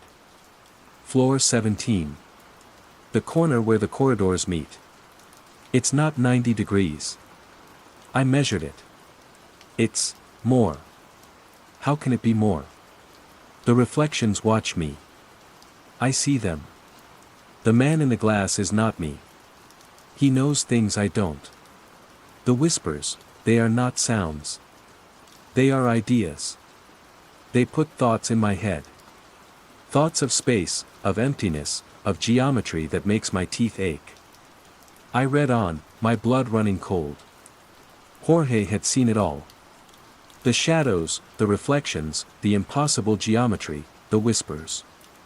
He hadn't just been seeing things, he had been investigating. He had theories. He called the building a dobra, a fold. A place where the skin of our reality had worn thin, stretched over a framework of something alien. He believed the glass wasn't just glass, that it contained silica from a strange meteorite impact site in the desert. He thought the building acted as a lens, focusing an energy or a presence from elsewhere. He wasn't going mad. He was a cartographer of the impossible. But the final entries were the most terrifying. The paranoia and fear were replaced by a strange sense of awe, of resignation. They aren't hostile. They are inevitable. The shadows are not an absence of light. They are a presence of something else. A different kind of substance, a different state of being. And the last entry, scrawled across a full page, dated the night he disappeared. They don't take. They offer. A new perspective. A way to see the real shape of things. The whispering has become a song. I have to get closer. I have to step into the shadow. It's not an ending. It's a translation. I closed the journal, my hands shaking uncontrollably. Jorge Freitas hadn't fled in terror. He had walked willingly into the abyss. And for 11 years, I had been patrolling the edge of that same abyss, thinking it was just a job. The isolation I felt was no longer just about being alone. I was the last sane man in a house that was slowly being devoured by an alien geometry, the sole guardian of a truth that could not be spoken. And the whispers from the 12th floor were starting to sound less like whispers, and more like a call. Phase 3, the nature of the threat and escalation. Jorge's journal was not a comfort. It was a catalyst. It confirmed that I was not insane, but the reality it described was infinitely more terrifying than any personal madness. The world wasn't broken, it was being overridden. The building wasn't haunted, it was a gateway. And the entities on the other side were not ghosts, but geometers of a terrifying, silent order. Armed with Jorge's terrified insights, I saw the anomalies with a terrifying new clarity. The lagging reflection in the lobby glass was no longer a glitch, it was an observer, studying me, learning my shape. The impossible shadows were not random distortions, they were feelers, exploratory tendrils of another dimension reaching into ours. The whispers were not noise, they were the first words of a new language being broadcast into the world. My patrol changed. I was no longer just a guard, I was an unwilling zoologist in a fundamentally alien ecosystem. I began to test its boundaries. I'd set up a laser pointer, drawing a precise red line on a wall. When I wasn't looking directly at it, I'd see a shadow from a nearby fire extinguisher bend, its darkness seeming to absorb the red, extinguishing it for a moment before I'd turn my head and the dot would reappear, the shadow back in its rightful place. The environmental warping grew more pronounced. It was no longer confined to my peripheral vision. One night, on the 45th floor, which was an empty, unleased space, I watched as the corner of the room seemed to unhitch. For a full 5 seconds, the 90-degree angle where the two walls and ceiling met became fluid, the lines curving inward like a vortex. It didn't make a sound. It was a silent violation of everything I knew about construction and reality. I felt a wave of vertigo so intense I had to grab a pillar to keep from falling. I checked the CCTV. On the monitor, the corner of the room was a perfect, unwavering angle. The camera saw the lie. I saw the truth. The threat, I realized, wasn't aggressive. It wasn't a monster hunting me down the hallways. It was more insidious. It was a change in the fundamental laws of the universe, and the edificio prisma was ground zero. The danger wasn't being attacked, it was being redefined. The escalation came, as I should have expected, from the shadows. They grew bolder. It started with a touch. I was in the sub-basement, near Jorge's empty locker, the air thick with the smell of damp concrete and rust. The only light was from my powerful flashlight. I'd set it on a crate, pointing down a long, dark corridor. My own shadow stretched out behind me. I felt a sudden, intense cold on the back of my left ankle. I flinched, spinning around, expecting a burst pipe, a flood of icy water. There was nothing. Just the dry, dusty floor. I looked down. The tip of my own shadow was touching the heel of my boot. But it was more than touching. It looked dense. Thicker than a normal shadow. It seemed to have a texture, like black velvet. I cautiously moved my foot. The cold sensation vanished. I moved it back. The cold returned the instant the shadow made contact. It wasn't a physical cold. It was a coldness of the mind, a feeling of immense, empty distance, of a void. It was the feeling of being perceived by something that had no concept of warmth or life. In that cold touch, I felt an echo of the whispers, not a sound, but a raw concept pushed into my brain, query, shape, substance. I scrambled away, my breath catching in my throat. I didn't stop running until I was back in the brightly lit security office, my back pressed against the door. They were touching me now. The feelers were making contact. I looked at my ankle, half expecting to see a burn or a frostbite mark. There was nothing. The violation was entirely on the inside. My search for an ally had been a failure. Elaine was a lost cause, a citizen of a world I no longer fully inhabited. My boss, Senior Almeida, was a voice on the phone who thought my biggest problem was faulty wiring. I was utterly alone, just as Jorge had been. But then, something changed. A new memo came down. Due to a series of minor, officially unexplained, system glitches, the elevators, the flickering lights I had reported, a few server resets, management had decided to assign a second guard to the night shift for a few weeks. A trainee. His name was Tiago. He was young, barely 22, with the easy confidence of someone who had never had to question the nature of reality. He was supposed to shadow me, learn the routes, the procedures. To me, he was a canary in the coal mine. If he saw what I saw, I wasn't mad. For the first few nights, I said nothing. I led him on the patrols, my nerves stretched taut. I watched him constantly, looking for any flicker of confusion, any double take. Nothing. He'd walk down the 34th floor corridor and not even notice that his shadow was a grotesque parody of his own form. He'd glance at his reflection in the lobby and see only his own handsome, smiling face. I began to despair. Maybe I was unique. Maybe Jorge and I shared some specific psychosis, a particular wiring of the brain that made us susceptible to the building's influence. But on the fourth night, it happened. We were on the 12th floor, approaching the vending machine. I deliberately slowed my pace, my senses on high alert. The whispers started, faint at first, like static on a distant radio. SSH, Geo, Metri, SSH. Tiago stopped. "You hear that?"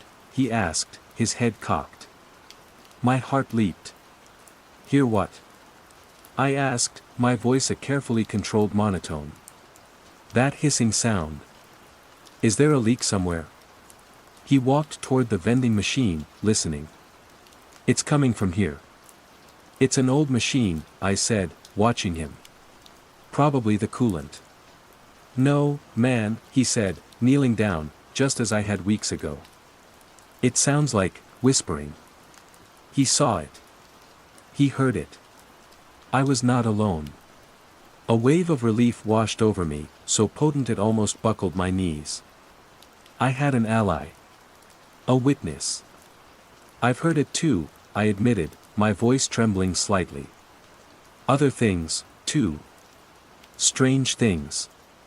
Tiago stood up, a strange look on his face. It wasn't fear. It was fascination. "Yeah," he breathed, his eyes wide. "Like what?" Over the next few nights, I told him everything. I showed him Jorge's journal. I pointed out the lagging reflections, the impossible shadows. To my astonishment, he wasn't scared. He was excited. He was a thrill seeker, and this was the ultimate thrill ride. He started documenting things with his phone, trying to capture evidence, frustrated when it never showed up on camera. "This is insane, Renato. It's like something from a movie," he'd say, a wide grin on his face. "An alien signal, a gateway to another dimension. We're the first ones to see it." His enthusiasm was infectious, but it was also unnerving. He had no fear. He saw this not as a quiet, existential contagion, but as an adventure. He lacked the weight of my years, my grief, the profound loneliness that had made me receptive to the building's melancholic strangeness. He was all surface. The alliance was tested 1 week later. We were on the 45th floor, the empty one. I was telling him about the corner that had gone fluid. He was trying to see it for himself, staring intently at the architecture. "I don't see anything," he said, disappointed. "It doesn't happen on command," I replied, my voice tight. Suddenly, the whispers started, louder than I had ever heard them before. They weren't coming from one source, but from all the shadows in the vast, empty room. And in the middle of the room, the shadow cast by a single concrete pillar began to darken, to pool. It churned like black oil. "Whoa," Tiago whispered, raising his phone to record. "Look at that." The shadow began to rise. Not like a ghost, but like a three-dimensional object extruding itself from a two-dimensional plane. It formed a pillar of pure darkness, silent, featureless, its geometry utterly alien. It was a column of absolute void. My instinct screamed at me to run. This was wrong. This was a fundamental transgression. But Tiago took a step forward. "Incredible," he muttered, his phone held out before him. "Tiago, no." I yelled, my voice echoing in the huge space. "Get back." He ignored me.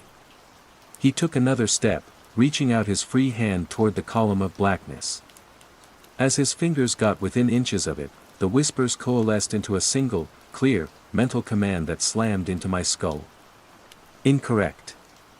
The black pillar didn't lash out. It simply flexed. The air around Tiago warped. For a split second, I saw him from 3 different angles at once, as if reality were a fractured mirror. His face contorted, not in pain, but in utter, mind-shattering confusion. Then, with a sound like a rewinding tape, he snapped back to normal. The black pillar sank back into the floor, becoming a simple shadow once more. The whispers ceased. Tiago stood frozen for a moment, his phone dangling from his hand. He blinked slowly. "Tiago? Are you okay?" I asked, my voice shaking. He turned to look at me, but his eyes were wrong. They were flat. Empty. The spark of adventurous curiosity was gone, replaced by a placid calm.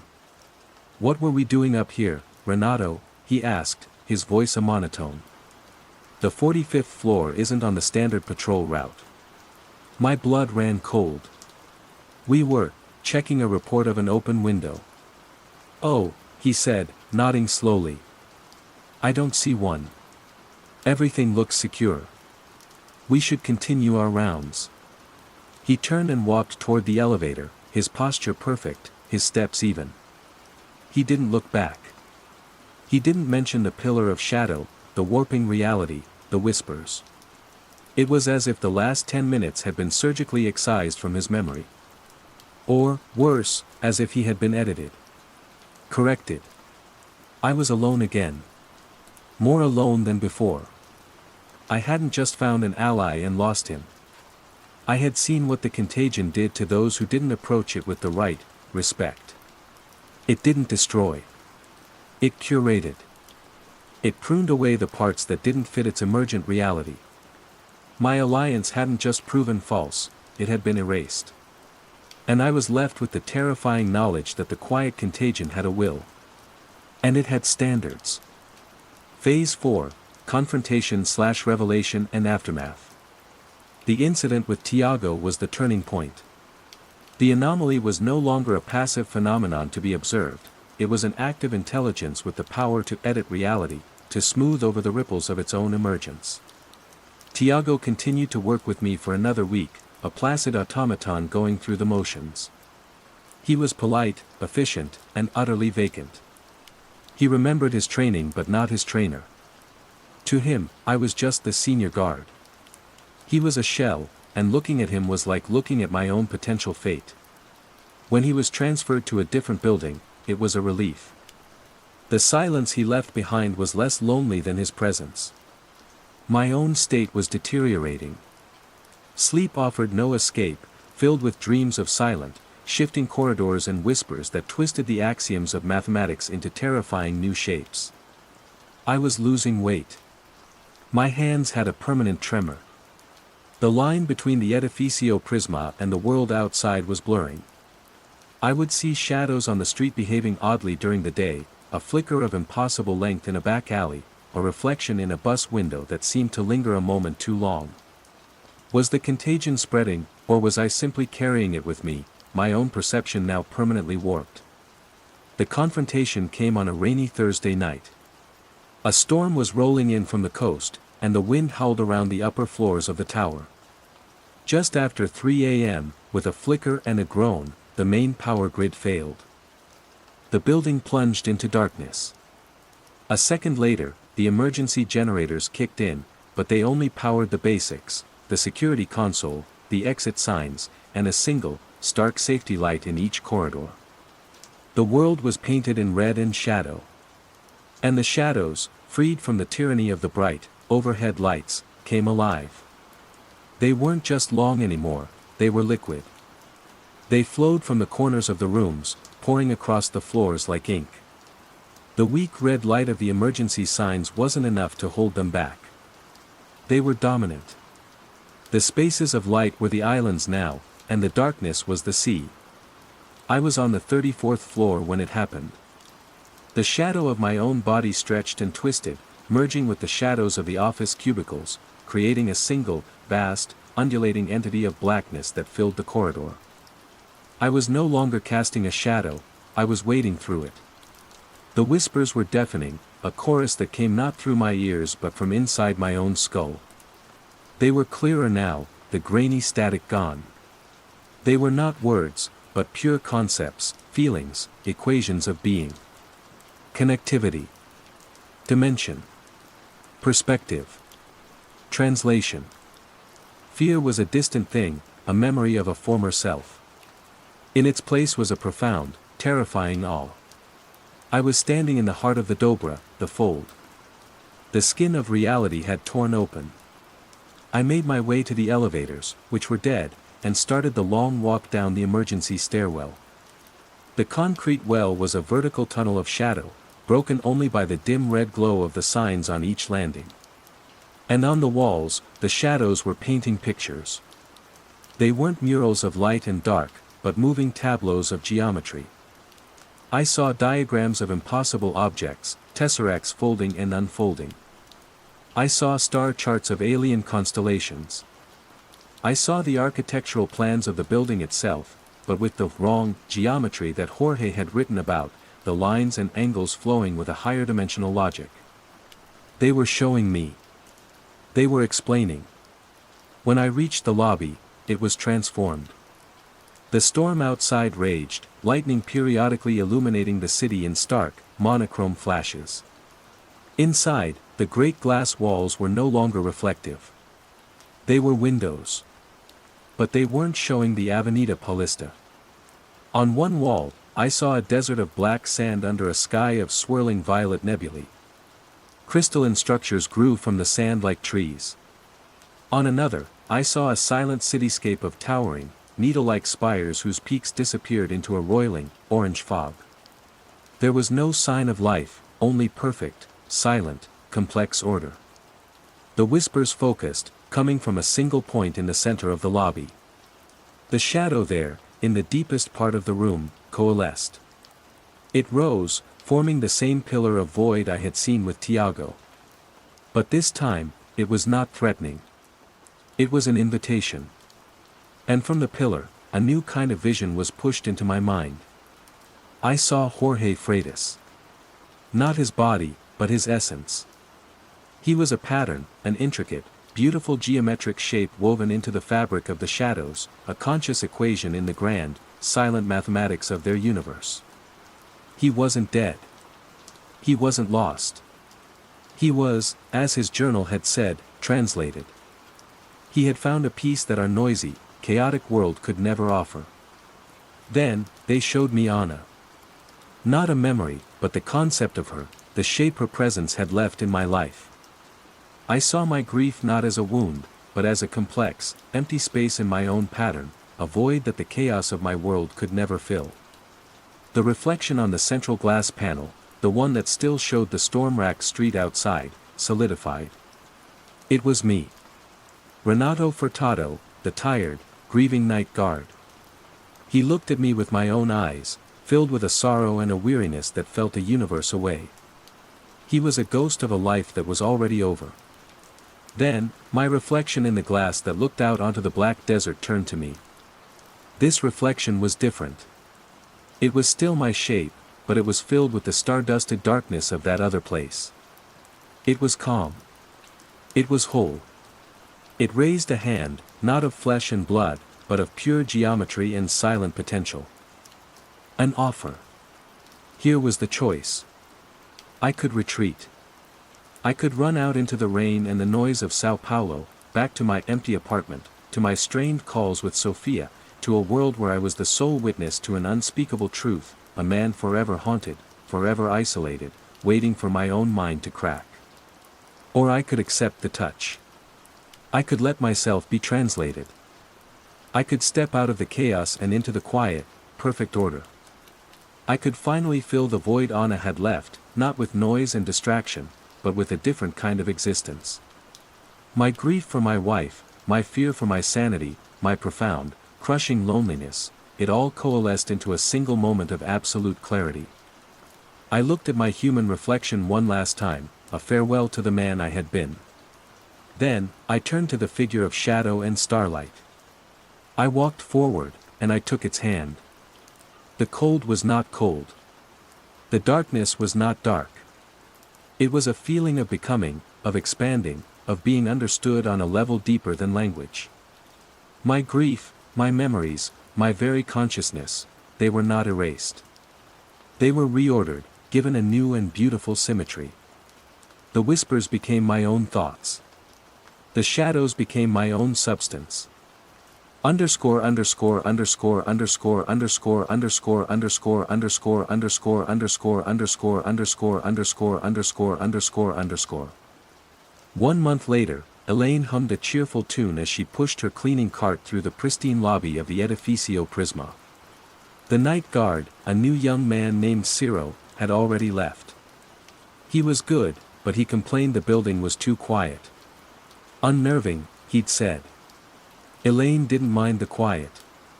In fact, the building had felt different lately. Calmer. More peaceful. The air didn't feel so sterile anymore. The shadows in the corners seemed deeper, more restful. The whole place felt settled. She paused to wipe a smudge from the main glass wall. As she polished the spot, she noticed something she hadn't seen before. A faint, intricate pattern in the glass, visible only when the morning light hit it at a certain angle.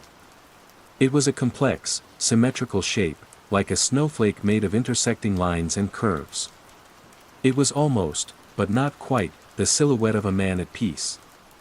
She shivered, a sudden, inexplicable chill. She looked closer, but the pattern was gone, lost in the bright morning glare.